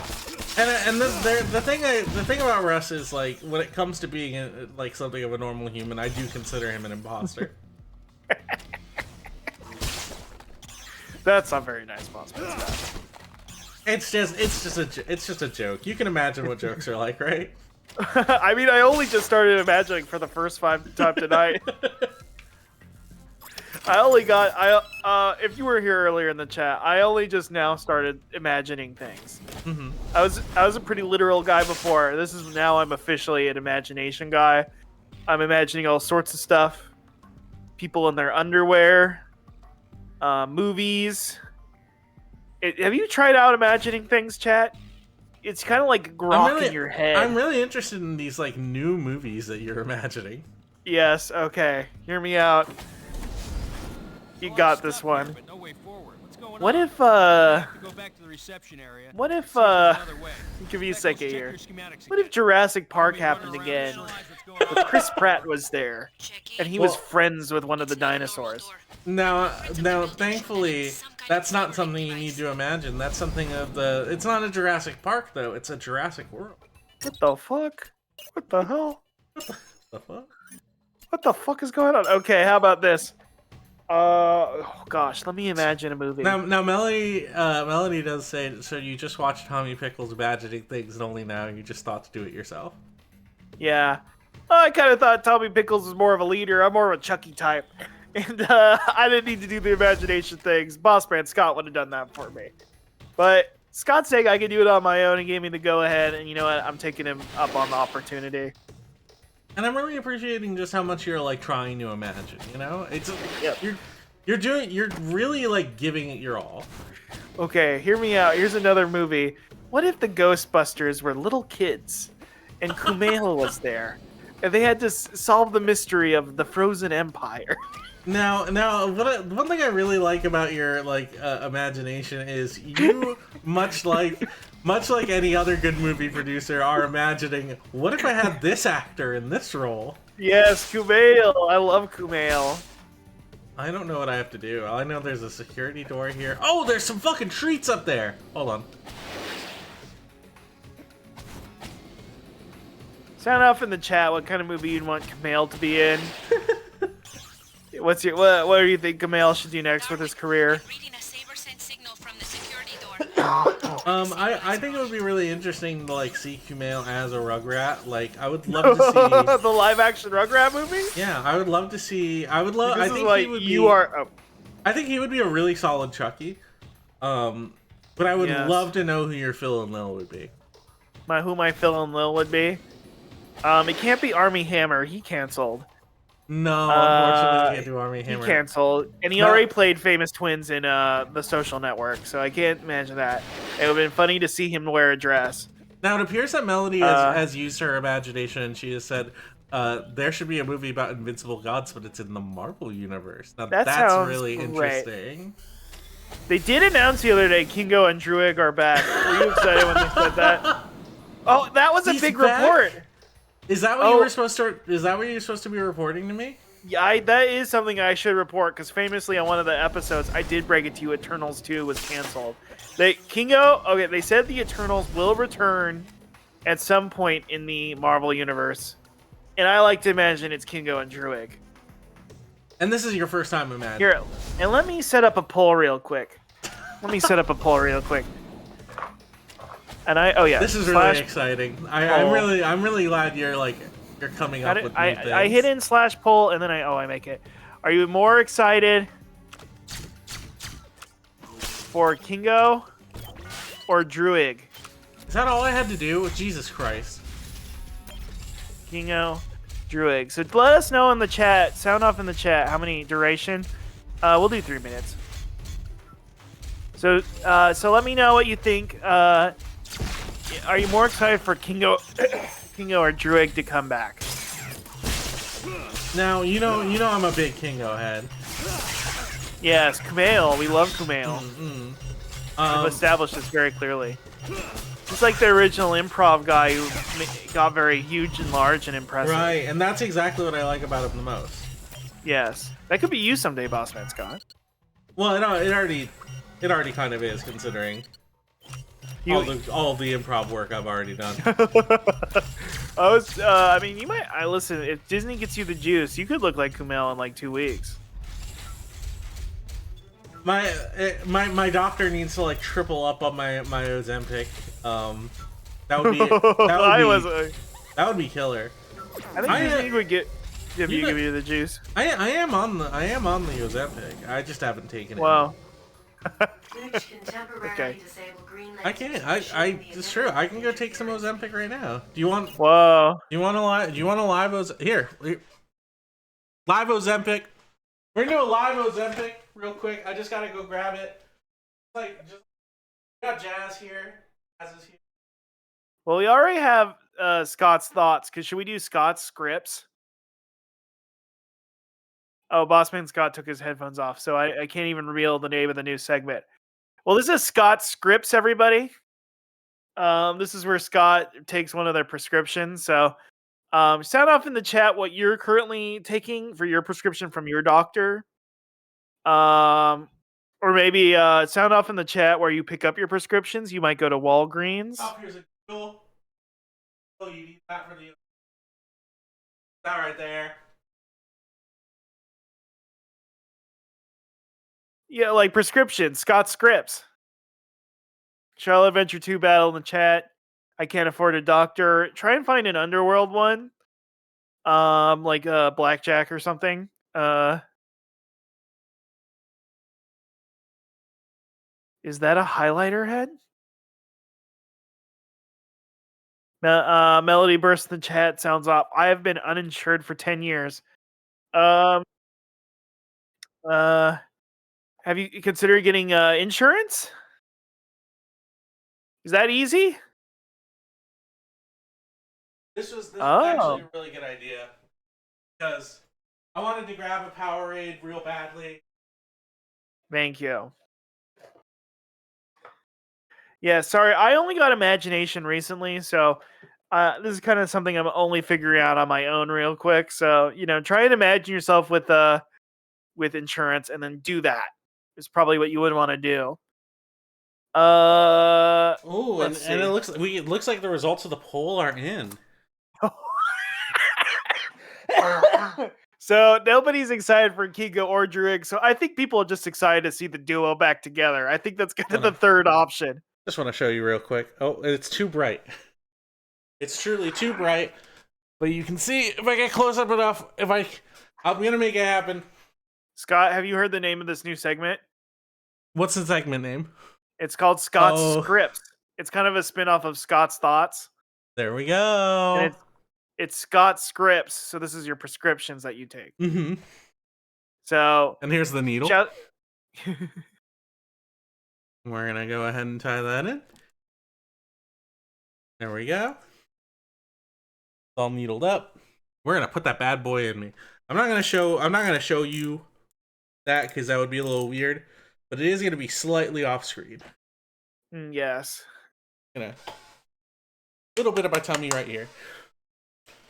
Go ahead, stick that bad boy in. The needle is in. And there we I go. love Scott Scripps. I think this There is we the go. hot news segment. There we go. I And still that's have how not you made- do it. And now I'm I still have. gonna go put this back in the fridge because I don't want to keep it out. Yeah, I still have not made the logo yet for Scott's Thoughts, but it's coming, folks. Get ready. I really appreciate it if you actually finally got on that. I know how long you've been stalling.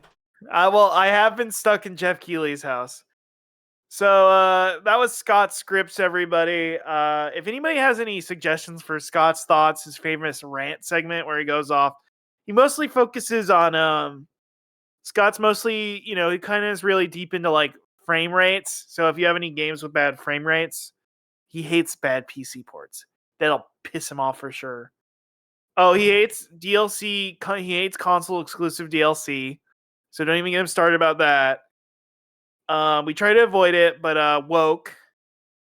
So please sound off in the chat what you want to hear from Scott's Thoughts. Scott, I'm asking the chat what they want to hear from Scott's Thoughts this week. Okay, that's interesting. Because I gave him, you go on a lot about frame rates. You hate frame rates. That's a big thing that you're not a fan of. I really hate or low frame rates. I really hate like when there's frame rates like in general. Yeah. Yeah. I really hate low frame rates like 140. You love 280 frame rates. Mm-hmm. Now, and then I told him you also hate bad PC ports, and you what's another? Yeah, I really hate bad PC ports of games. Oh, Kind of like console exclusive DLC. Don't even get started. Bossman Scott started. Oh, retailer exclusive DLC. Scott will fucking blow a lid. No, I actually like that because I love going to the store.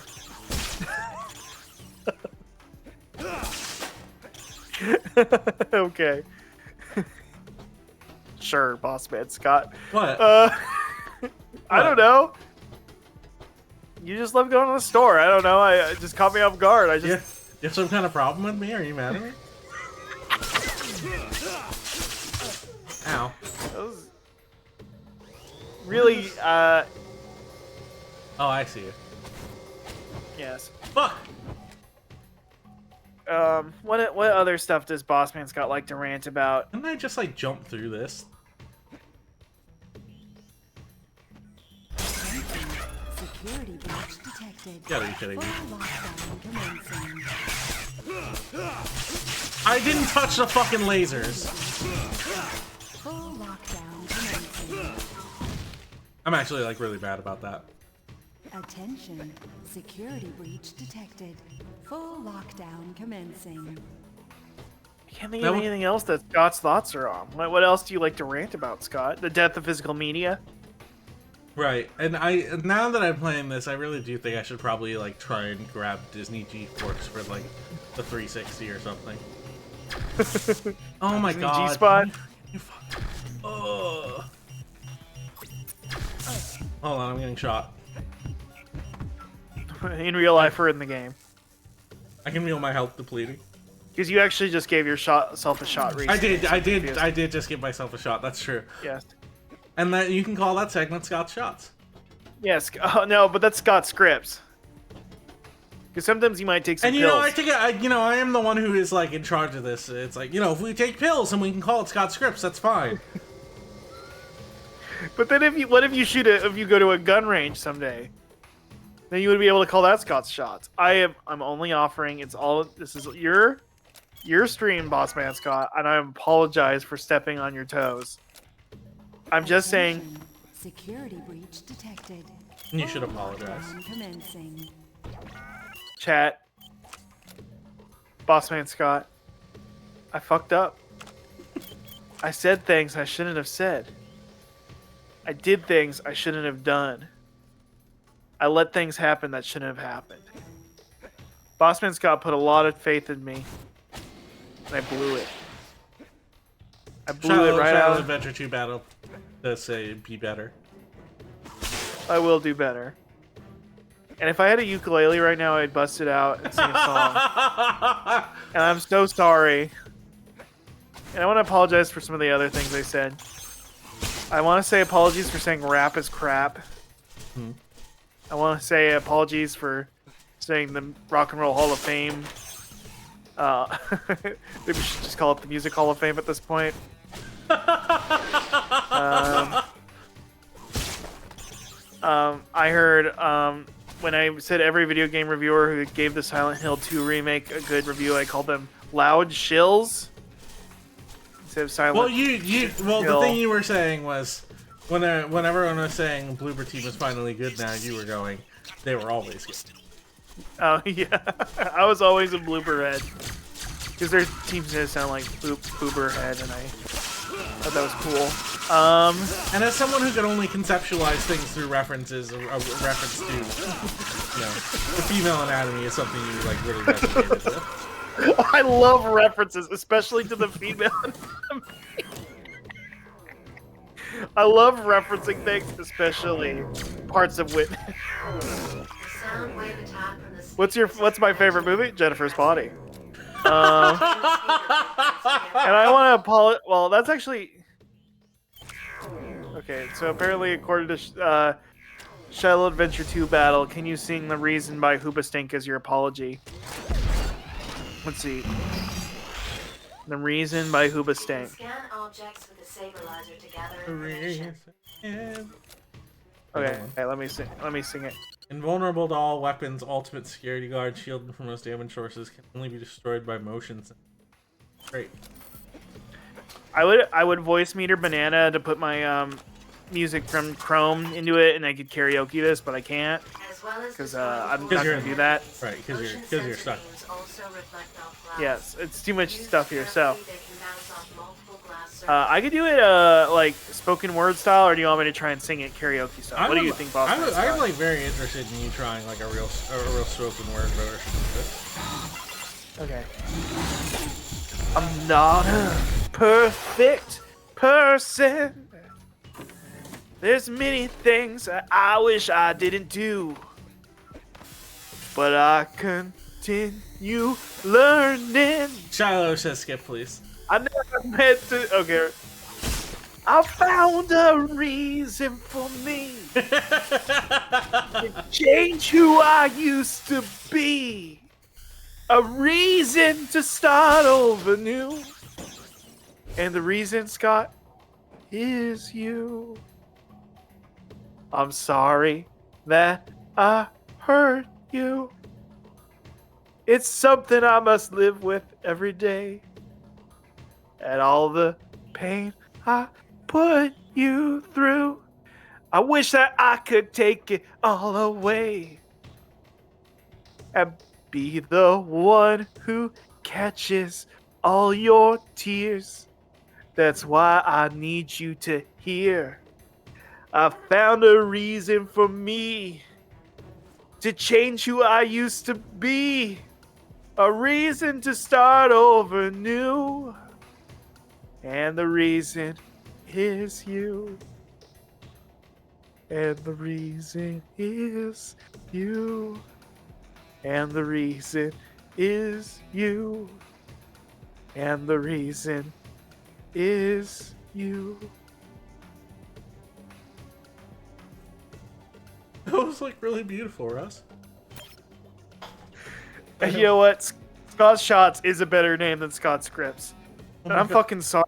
I'm fucking sorry, boss man. Oh my god, Russ. Oh my god. I'm so sorry. I'm sorry for invalidating you only on the Scott Shots thing. You're always right, because Scott Script is a good name. I do like it a lot. It's just, I really just thought like in this scenario where we were taking shots, Scott Shots would be a little bit more appropriate, especially because it like lines up with Scott Shots. Like, yes, and you're so right on that, and I was wrong. I'm so fucking stupid, and I fucked up. No, I'm so fucking dumb. No, you're not stupid. You're not stupid. I'm a dumb plate of garbage. You're not dumb. Okay. I'm not dumb. I only learned what imagination was today, but I'm gonna use it. I think together, if we both use our imagination, we can imagine a better stream. A better world. This is what I hope to one day accomplish with you, my friend Russ. Friend? Well, yeah, I say friend, but I mean it in like a sarcastic way. Well, okay. You mean it because you are, as we all know, hashtag my master. Right. And and I your apprentice, but are you saying an apprentice and a master can be friends? I think much like how a wrestling teacher will become their best student's tag team partner to relive their glory days. Oh hey, what the fuck was that? Oh, okay. Yeah, I do think that you are like I do think that in that regard I would love to be considered your friend. I would like you to become my dependent. Wow. Just a sec. You know what, Your headset has been Bossman Scott? If I was there in person right now and not Jeff Keighley's crawl space, Thanks, Juarez. I'd be there to shake your hand right now. Because that's what's happening. And I do want to say that you did say hake for a second there. This MF said hake. This MF said hake. Hey, I guess I missed the S part. Shake your hand. Shake your hand. He said this guy said hake. I'm sorry. I'm too busy watching Disney's G-Spot. Okay? Give you a break. Okay, I appear to have dealt with whatever this situation was. Whoever smelt it dealt it.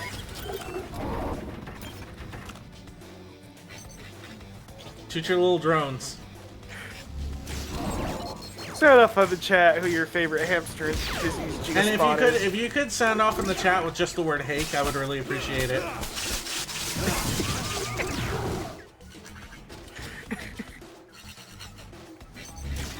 Come on. Thank you, Shiloh. Thank you, Shiloh. Don't post that. Thank you, Grief. Really, don't post that.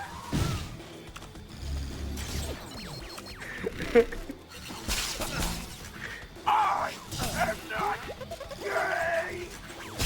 I am straight. I'm straight. I like women only. And I know you're just trying to like, you know, really take away from the whole hate situation. Trying to keep people's eyes off the screen and get them on the get them off their keyboard and back on the screen. Now, Shiloh Adventure 2 Battle does ask, are any of those hamsters the one Richard Greer put in? Which is a word I don't necessarily like hearing, but okay. Well, I just don't like thinking about that kind of like dirty humor, you know? Yeah, you famously, Bossman Scott, you do 100% clean comedy when you do your like arena tours. Yeah, I'm the Dan Nine of Twitch. Most people say Jim Gaffigan, but you're more a Dan. You like the racial. He inspires me a lot, you know. The racial comedy of Dan Nine and really has. You kind of focus more on gamer identity than racial identity. Of course. It's just there's a lot of similarities between me and Dan Nine, and I don't necessarily want to say what every single one of them is. Well, you did put curry on your sushi, but that's just because you like it that way.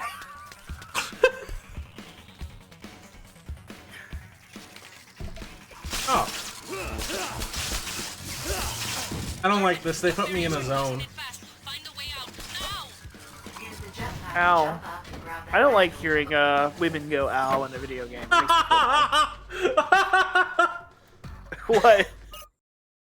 Just my honest opinion. You don't like hearing women go ow, and yet I've looked at your search history and I have seen you search things like May damage sound compilation, Mercy damage sound compilation, things like that. Ow! Ow! We have to finish the fight. Ow! What's okay? I consider myself an Overwatch. Can you say? How do you say a former fan but still would play it? What am I? Is this a riddle? It kind of is because I'm like, I don't like Overwatch, dude. I'm a I don't former like fan playing- of Overwatch, but I would still play it. What am I? There was an old Mega 64 bit where he watched Fuller House and he was like, I didn't like it, but I liked watching it, and they gave him shit for months. That's how I feel about Overwatch. I don't like it, but I like playing it. That is just kind of a you problem. I am a scab, Charlotte Adventure 2 Battle, because you keep picking on me, and I don't like it.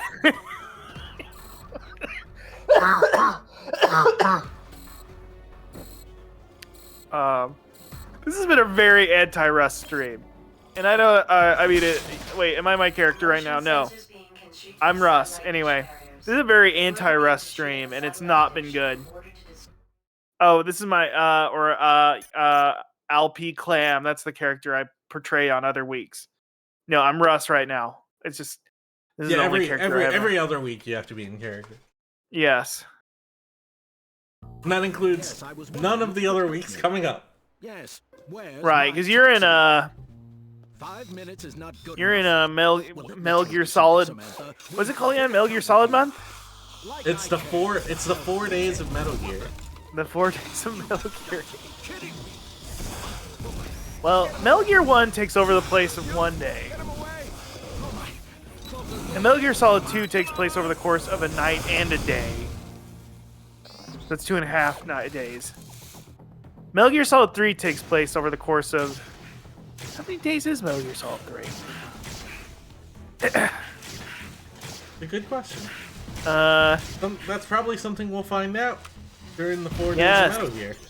I'll try and join you, Boss Man Scott. Or I won't, because that would ruin your stream, and I hate appearing on your stream. But because it's so good, I'm just bringing the quality down. MGS5 takes place over the course of the 80s. Well, okay, Metal Gear Solid 4, if it starts in 1984, and then it's the Zanzibar land incident. Bro! He's got one hell of a grab attack. Where's my Estus flask? So wait, the plot of Metal Gear Solid 5 takes place from some point in 1982 to 1984, whenever, because it definitely takes place in 1984. Yeah, and the 9 years in a coma. I guess, but that would be Ground Zeroes. You never play, you wake up from the coma at the beginning of Metal Gear Solid 5. So that, Metal Gear Solid 5 takes place between some nebulous time in the early 80s to 1990. I'm in a bit of a situation here. I have to like channel a lot of my gamer energies right now. This is like when Raiden fought all the Metal Gear Rays. All the Metal Gear Rays, yes, I do remember that. Yeah. Oh, thank God, okay. That's the way to rack up the numbers. Now, you remember the Metal Gear Rays because that's adult media, but you don't remember Raymundo from Rocket Power. No, of course not. Okay. I don't remember anything about it. I don't remember what they call like someone who's like new to being a skateboarding kid. Squid. No, it was a shoebie. Well, they called them shoobies, but All Squid right. was the new kid. Sorry, like I don't remember any kids media, but I love the 90s. You love Capri Sun. Boy, I love the 90s. You love Dunkaroos. Boy, I'm from the 90s. Is half this game just punching fucking garbage cans? I swear to God, I feel like I've watched you play this for 2 hours now, and all of a sudden fucking punching garbage cans. It is getting on my nerves. Russ, let me tell you, that feels like basically all I've done. I was in fact tricked because we have a whole fly mode, but I really don't appear to use the fly very often for very much at all. And Bossman Scott, famously, you're just fly all of the damn time. Just to double check before You're very cool. Can you confirm that my suit is ready? You're very happening, Bossman Scott. Thank you, little Russ. Set up in the chat if you think. We'll do another poll.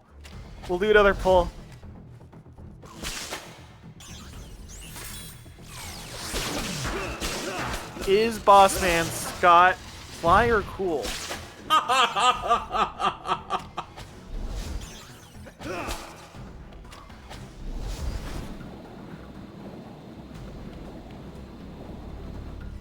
Oh my god. Holy shit. So, Sound, now's your chance. Vote in the poll right now. Is Bossman's Cop Make fly your voice, or is make he your voice cool? heard. Join the conversation. And vote in Hashtag join the poll. conversation. Be sure to tweet your choice too. Don't just keep it to the stream. And remember, you can be emotionally vulnerable with us. It is okay. Yes.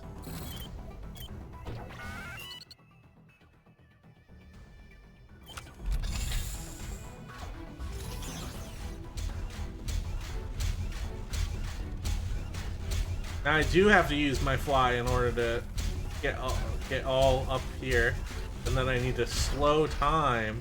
All up in that thing? Yeah, I need to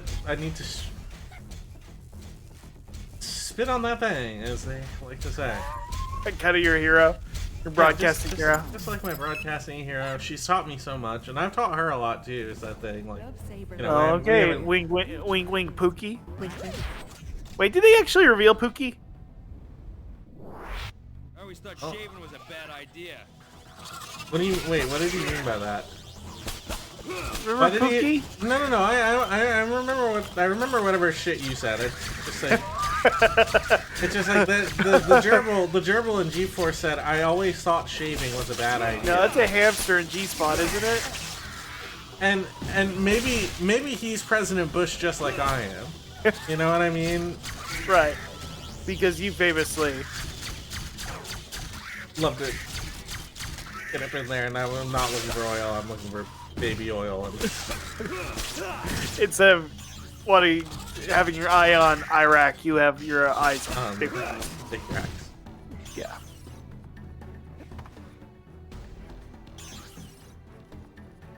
I'm so close. I have another one in my head, but I have not been able to calculate. I'm really excited for whatever the fourth one was. I do want to say that shiver I did just now was like an actual real shiver up my spine. Like I didn't feel good saying any of that just now. I thought of the worst one imaginable, and maybe we can workshop it into some place, into something salvageable. Do you want to try Bossman Scott, or is it not even worth it? No. I'm interested. Instead of mission accomplished, it's my tongue in her place. Instead of you have a big banner that says my tongue in her place. Or wait, let me check real quick. I'm gay. And he's taken. Okay, my tongue in his place. Instead of mission accomplished, it's my tongue in her place, but it's in a big banner. Wait, why did that end so abruptly? I only got the point across.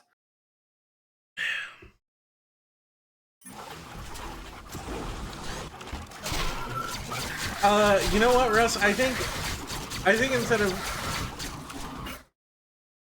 now, when you said my tongue in her place, instead of mission accomplished, this is kind of a similar amount of syllables, but it doesn't really make that much sense. I thought you were saying. Okay, here's what I think we should do. One, let's not go with place. I think we need to go with puss. I think that's pretty exclusive to one gender. No, we can go my tongue in their puss. Well, you can change it to my tongue in their bus if it's a. It could just be both. It can be both. It doesn't necessarily need to ascribe to one gender or another. Okay, I will not argue any further. I would like you to use your imagination a little bit, and I would like you to understand a few things about gender. I would like you to imagine a couple things that you've never quite imagined before. I'll try. I'm new to imagining. I know you are. So I don't want to say one or the other. You know? Okay. I like it simply. My tongue in their puss. Instead of mission accomplished, it's my tongue in her puss. Okay. Their puss. My tongue in their puss. I don't know what about this is like so difficult for you to understand. I just don't get it. I feel like it's all very self-explanatory. Maybe it's because the original line doesn't make a lot of sense in the first place. You know, that's fair. That's fair. But there's gold there. You know, I was really like hoping, kind of like oil in the Middle East.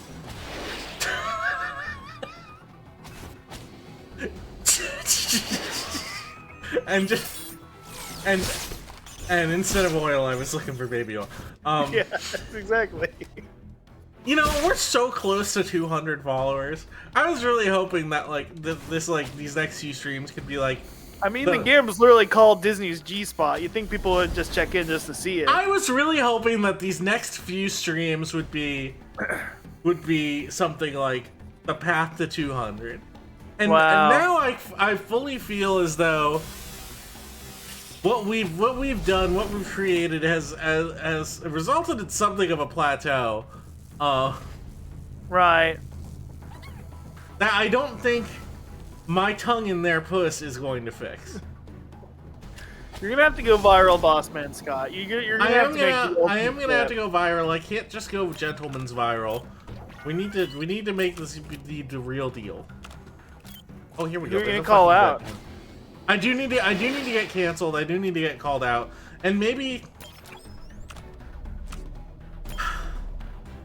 if I get canceled, I have to not do my tongue in their puss because that's too inclusive. Yes. Darwin, I plotted a secure path for you. I'm trying to think how to get you canceled, boss man Scott, but you're too lovable. I'm too unproblematic. I think you're too forward thinking and too progressive. Yes, and you have this imagination stuff locked down. Not me. I can't empathize with the plight of others at all. I'm very locked in my ways. My tongue in his puss. See, that's what I want. Wow. See, like... Wow. Okay, so what if I said that and just like 100% emphasize that over and over again? No, that wouldn't work. I think people would like find that too charming. People would find that too charming and uncancelled, and they'll be like, well, I don't need to watch their streams. They're just having fun on their own. Oh, grief, that's so interesting. The misogyny angle. If I insist that I will never eat out women, but I will eat out men, that might be what we're looking for. Wow. Okay. Mission accomplished. All right, get ready to clip this one. Are you ready? They call me President. They call me President Bush because I love to be in that thing. And they instead of looking for oil, I was looking for baby oil, and instead of going to wait, what just disconnected? Instead of going looking, having your eye on Iraq, you have your eye on Big Rack. And of course, the most important thing, instead of mission accomplished, I have my tongue in his puss. Only. Wow. Snip, Clippers, get to it. Clippers, get on it. Snip. Whenever you have anything funny on the stream, which happens all the time with you, Boss Man Scott, you should go snip, Clippers, get ready. Now, I did just hear something disconnect. I don't know what it was. I bet if it was anything, it was my phone cam. So I'm gonna switch to phone cam real quick. Yes. It's gone. It's gone. Oh, that's so funny. I don't even know what happened. I don't even know what happened. Snipper, clip. Well, don't clip that. Don't clip this. Don't clip my phone cam going away. Unless Scott's blunders are very funny. I'm gonna check it real quick. I'm gonna see what happened. I bet the battery. You could start doing purposeful blunders. I could try to get on stream.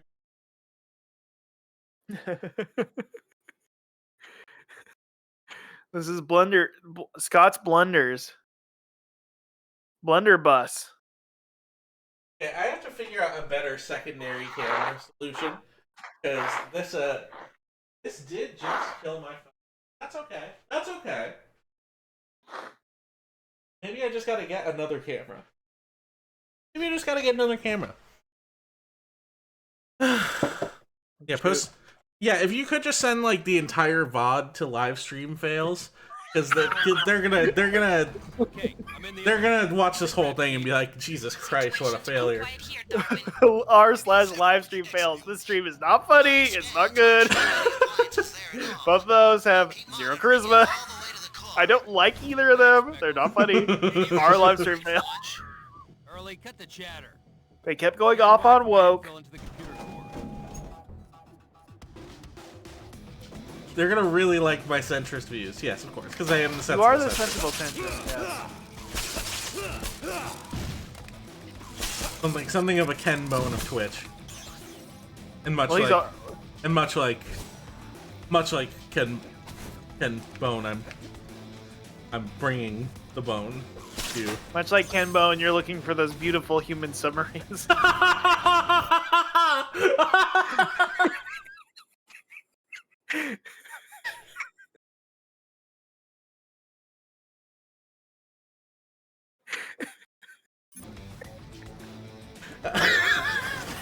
I love the beautiful human submarines. Oh man, what was his comments about Brazilian women again? Oh, I don't even remember, dog. You're Ken Bone. This is what I expect you to remember as the Ken Bone specialist. Yes. Beautiful human submarines is the one. And then he said something about Brazilian women? Mooch transmitter, Electro Whip V2. No, I know a whole bunch of ladies that are gonna like that one.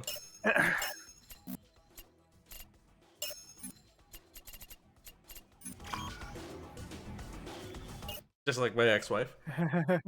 Oh, that's right. Yes, it was a. He commented on a not safe for work picture of an adult actress who was half Japanese and half Brazilian, and he said that they have Japanese features but Brazilian curves. So. Oh God, Jesus Christ! Jesus Christ!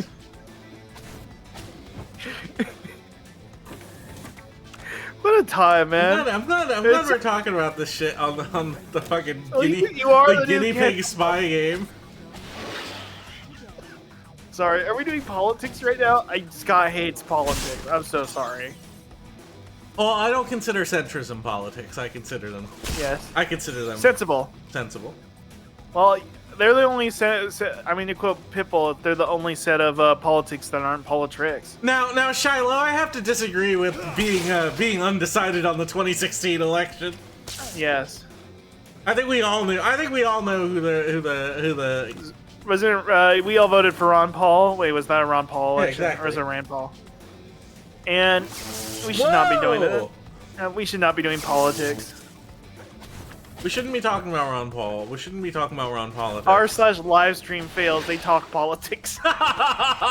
There's politics on the stream. Somebody sends a Hassan stream. Like, our streams are supposed to be funny, but this one made me feel bad. They just kept talking about politics. Yeah, r/stream fail. CNN. They announced the wrong person was probably going to be the winner. Anyway, Bossman Scott. I hope you've been having a good time, Bossman Scott. I don't know how to get past this. Can you not dodge roll through it, a la Dark Souls? It appears to keep knocking me down. Maybe you need to charge it because they have the charge. Maybe I need to use my whip power attack. Maybe you have to go hit a couple more garbage cans. Oh, I would love to go hit a couple more garbage cans. I think that would be cool. If I went and hit... God damn it. You know what people... like, what's a common criticism of, like, Dark Souls? Like, it's just a game where you hit skeletons for 2 hours or something? What would it be?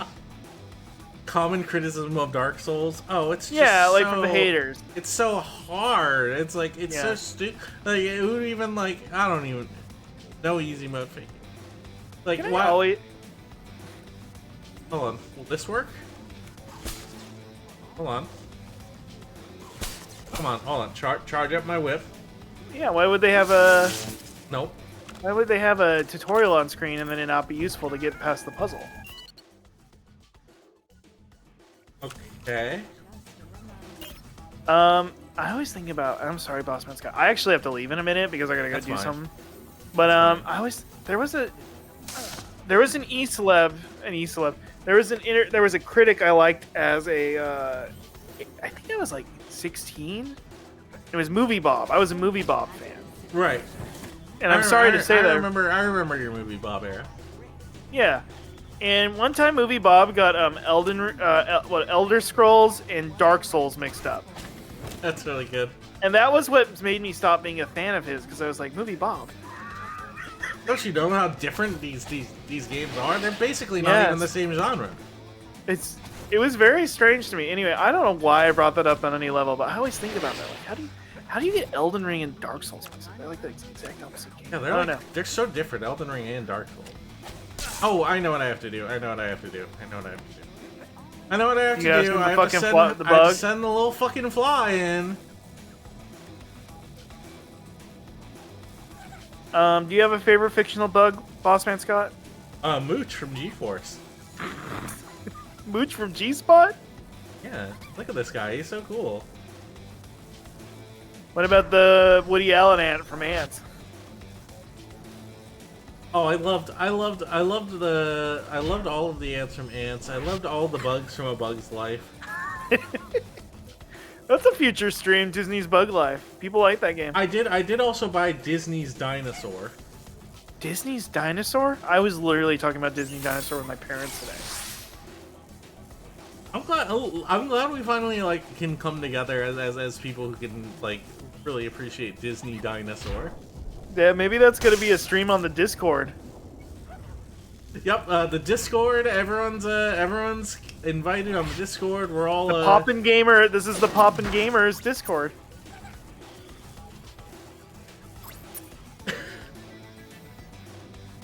Did it work? I'm like considering like actually setting up a Discord for notifications and stuff, but I don't feel like I'm like popular enough for it, you know? Okay. Well, when you go viral, when your stream gets put up on our once I'm on Streamer Fails, yeah. Once people are like, this guy fucking failed being a streamer. This fucking isn't funny. His jokes aren't good. He's not funny. He sucked so badly. Technical problems with his computer. The guy he's on call with is fucking annoying. Keeps talking about Kingo and Druid, which is something nobody likes. That's a huge fail. It's to fucking talk about Kingo and Druid in the Rock and Roll Hall of Fame. What the fuck are they talking about? You really do talk about the Rock and Roll Hall of Fame a lot, honestly. Well, at this point, it's not even the Rock and Roll Hall of Fame at this point. It's the Music Hall of Fame. The Music Hall of Fame. Sound off in the chat if just the thought of the Rock and Roll Hall of Fame pisses you off. Let me...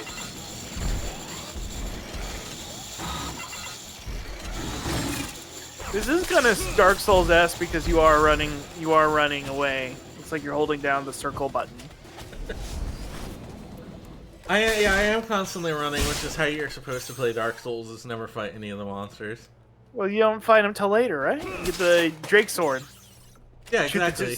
Get the tail off of the dragon. I love getting Saber Sense chips. You love Saber Sense. Now, I don't remember getting in a building this tall. That's a cool skybox. A really good skybox, actually. That do be looking like oh god, what was the name of that fucking... What's the name of that... Oh, Symbiote? What is it called again? Fuck, what's the Peter Molyneux cyberpunk game? I don't remember, sorry. Syndicate. Okay, Isn't Syndicate good? I think every iteration of Syndicate is pretty good. I remember everyone liked... I think Giant Bomb liked it, and then I watched the Yahtzee Croshaw review, and he didn't like it. And I remember being like, oh, Yahtzee didn't like it, though? Well, I guess Yahtzee didn't like it, I don't know why. I'm afraid you're going to have to plant Yeah, it's true. transmitters on each server to give me access. Now I'm curious what was the last Yahtzee Croshaw review Bossman Scott watched. Syndicate! Ow! Fuck off! That's funny. But it really did not fucking give you a chance. Well, to be fair, I was standing up. Bossman Scott, what was the last Yahtzee Croshaw video watched, and what made you stop? I really can't remember for the life of me. It was definitely like before he started like, before he started like getting up against woke, you know. That's true. I'll be honest, I tried to make jokes on Hogcast sometimes with Alan about Yahtzee, and they avoid that shit like the plague, and that makes me feel bad that I watched so much of it. I watched a good amount of it because it was like, you know, it was gamer slop, you know? I was telling Alan, though, that I didn't even, like, at the time, I didn't think he was funny, but I was like, well, he's just one of the important voices in gaming. You gotta listen to what he says. He says it like it is. He's one of the important voices. He's got these views. His opinions are matter. He's part of the conversation. I thought his videos were so well put together. Yeah, it's like, yes. How can you listen to someone who's like whose work? How can you not listen to someone whose work looks this professional? Oh yes, of course. So I just remember that as a kid, and then I remember all of his reviews were him like, I only played the first 2 hours and I hated that shit. And I was like, well, he only played the first 2 hours. That must mean the game was bad. Must have been, you know, if he doesn't grab you in the first 2 hours, that must mean the game's terrible. Like, yeah, all of his reviews were always like, I only played the first 2 hours and I hated it. I was like, because he hated it. Guess it was ass. I don't know. You know, being serious. That's what I thought. That's tech. Holy shit. Hold on. Did you see that? Watch this. Yeah. Watch this. That shit carries you forward. Damn, dude. Bro. R/speedruns, get ready for a 7.5 hour G-spot run. The run is incoming. But yeah. And then, like, I think years later, I looked up what his game of the decade list was, and it was like Bloodborne, Undertale, BioShock, Spec Ops: The Line, and something else. And I was like, oh, he has IGN taste in video games, which is fine. I mean, they're all totally fine games, but like, yeah, he always presents himself as this like dangerous, above it all game critic who is kind of fucking above the system, and his favorite games were like Psychonauts and you know what I mean? It was like I just remember he was like, oh I have I think you have to use the bug. You were on it already, but I just remember he was like, I'm dangerous. I fucking know shit you'll never. I'll play games you never play. I played Monkey Island. That's like, or Earthbound. Dude, your guy got smashed into a pulp. My guy got smashed. And you know what? But yeah. And you know what? That's the dangerous life of a spy. So true, Bossman Scott. But yeah, that's always what I think about. Is he like I'm gonna look up. I think I've looked it up like 3 times. Oh my god! Yahtzee Croshaw games of the decade, and his number 1 was Undertale, which is whatever. Totally fine. That's fine. Even though, you know, it's not as good as Deltarune. I've never played. And you know what? You're missing out, buddy. Listen, it's one of those things where when it first came out, I was like, oh, it's like an episodic thing. I'll wait for the next one to come out. You'll wait for all of them to come out, yeah. I'll wait for it to come out in 3 months. The second one. Bro, will be around the corner. You don't even know about Snowgrave. Oh, fuck, dude. So there's what grave? There's no grave? You don't know about Snowgrave? You don't know about, like... You don't know about, Noel? Oh my god. 0 punctuation. Games of the decade. I guess I'm going to the YouTube video. I'm turning on the Wi-Fi. Yes, receiving it loud and clear. Only one more to go, Darwin. Right. Russ, you haven't even fucking seen Spampton. Oh my god. I don't know Spampton. I don't know Spampton. I've never played those games. I'm sorry, everyone. I feel like you would relate a lot to Spampton. It's a very rust-coated character.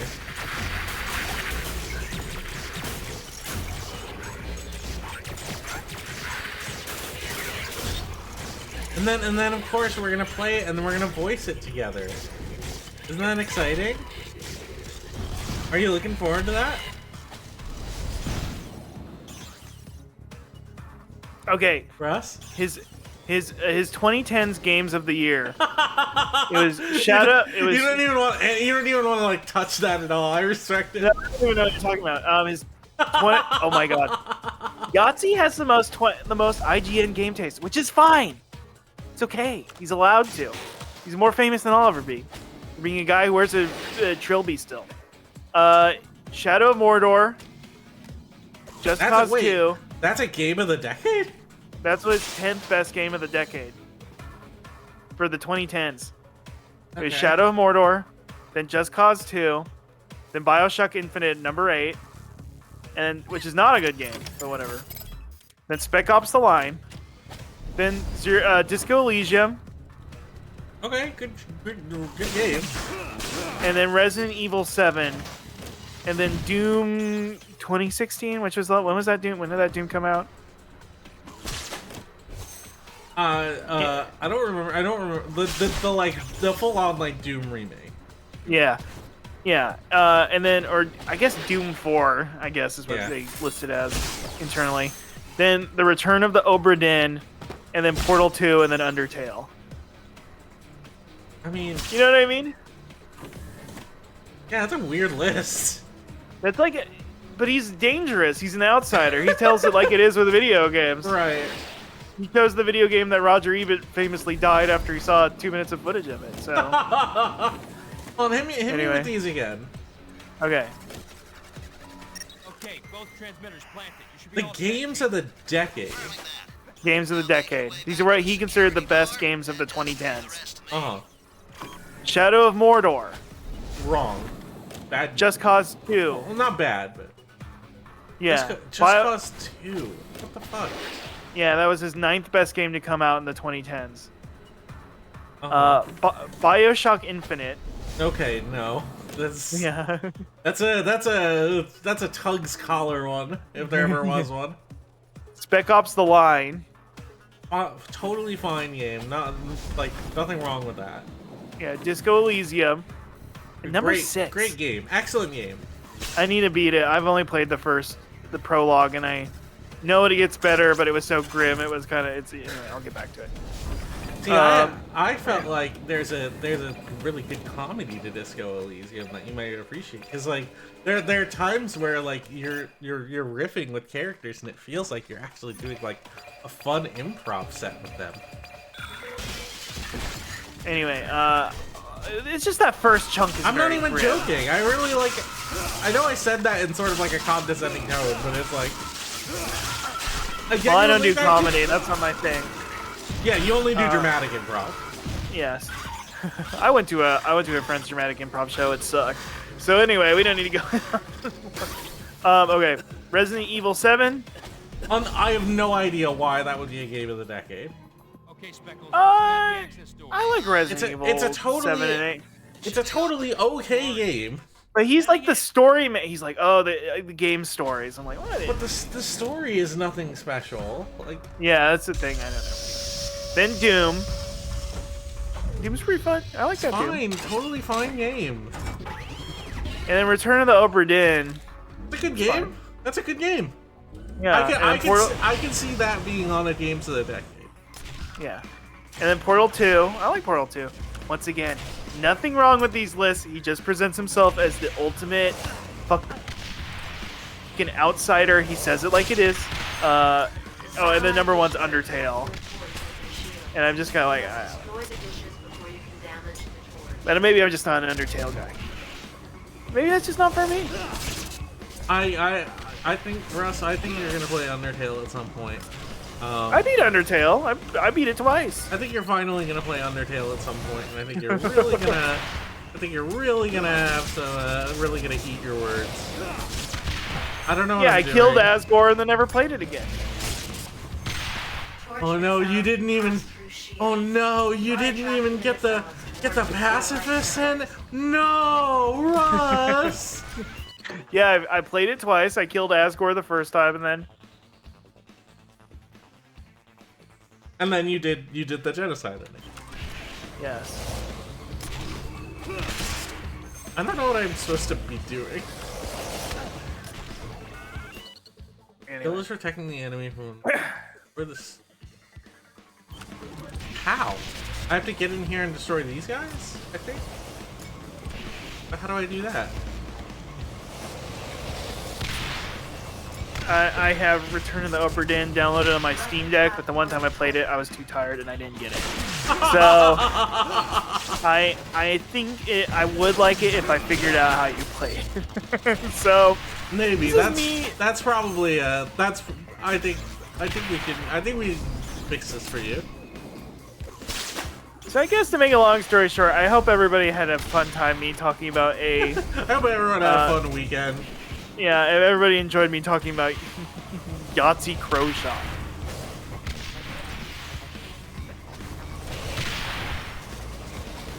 Who I at one point considered a luminary in the gaming field, and his opinions needed to be heard. And Russ, I'm glad you're able to be vulnerable and like open up with us about something so like deeply embarrassing. I find that very endearing. I think I have like a respect for you that I didn't have before. Wow. Did I level up in your eyes, Bossman Scott? Yeah, but the thing is, you went and you leveled up intelligence like it's like a fool. Oh no! What do you speak on that? You're supposed to put your points into vigor. Oh wow! Now I had never used imagination before, and I think I got addicted. I think I got addicted to imagining things. Russ, that was such an amazing boss battle. I think I'm glad to finally upload the virus and end this video game. Wait, is this it? Yeah, okay, good. Roger, Specs. Yeah, I think this is the end of the game. I just unlocked a new weapon, but I think that's for new game shows plus. that it's still online. The virus didn't work. Aborting the mission. G-Force. Everyone, exfil. Getting out now. Yep, they're aborting the mission because it's over. I'm just imagining you like smashing your PC, like getting a hammer and smashing your PC. Okay. Just looking for something to eat. Hurley, get out of there. Okay, I'm leaving already. Which guy is this? Which guy is Hurley? I need some help. Like now? Somebody? That's John Favreau. That's I'm so done for. I'm glad he retained it. You should lose some weight, boy. Hey, come on.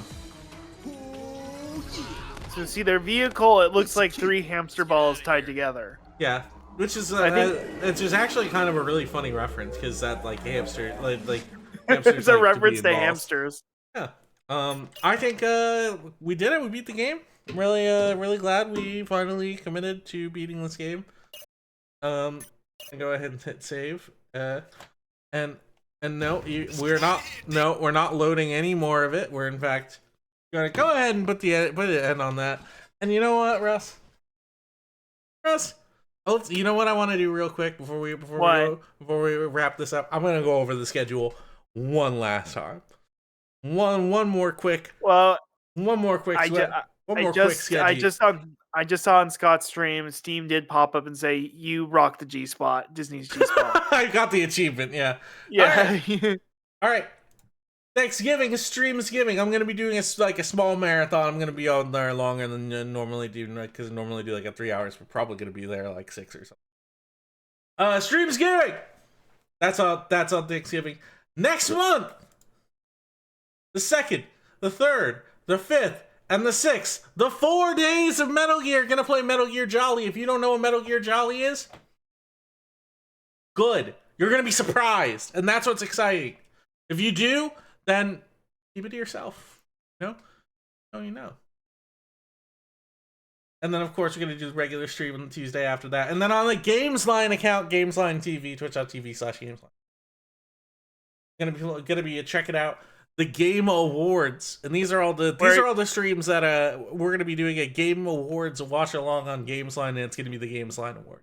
And keep your eyes out, everybody, because trending gamer of the year, Scott the Atypical, Bossman Scott the Atypical Gamer will be up there. So please get ready for that. And then for the second half of the month, after the 17th to like the 7th of next year, for like 3 whole weeks, I'm gonna be out of town. I'm not gonna be streaming. I'm so sorry. Let's just say ring, Mr. Hollywood might be calling Bossman Scott, is all I'll say. Is he? Who's calling? Yeah, because Mr. Hollywood. Who's that? He's the guy who runs Hollywood. And he's going to sprinkle some Tinseltown magic on you and make you a star. I'm not going to Hollywood. Oh, I was hinting that's where you were going, but then you no-butted me, which is fine. And I have no I don't want to play with you, honestly. Like, I have no interest in continuing whatever bit that you were going. I was okay. I'll be real. Scott's a Disney adult and is going to Disney World for 3 months. I'm gonna be gone for 3 months. Gonna be spending 3 whole months in Florida, in Disney World, living in between the worlds. Scott's gonna be doing a sit-in protest about them getting rid of the Muppet ride, which Scott is so fucking pissed about. It's over. Stream's over. Who am I rating? Whomst am I rating? I'm gonna rate Kara. I rate Kara. Why not? Yes. And everyone, if you can go ahead and let Kara know all about the G-Spot, that's what we're going to be talking about. Yes. So go ahead and do about that. Disney's G-Spot. And just remember the thing on the Disney G-Spot.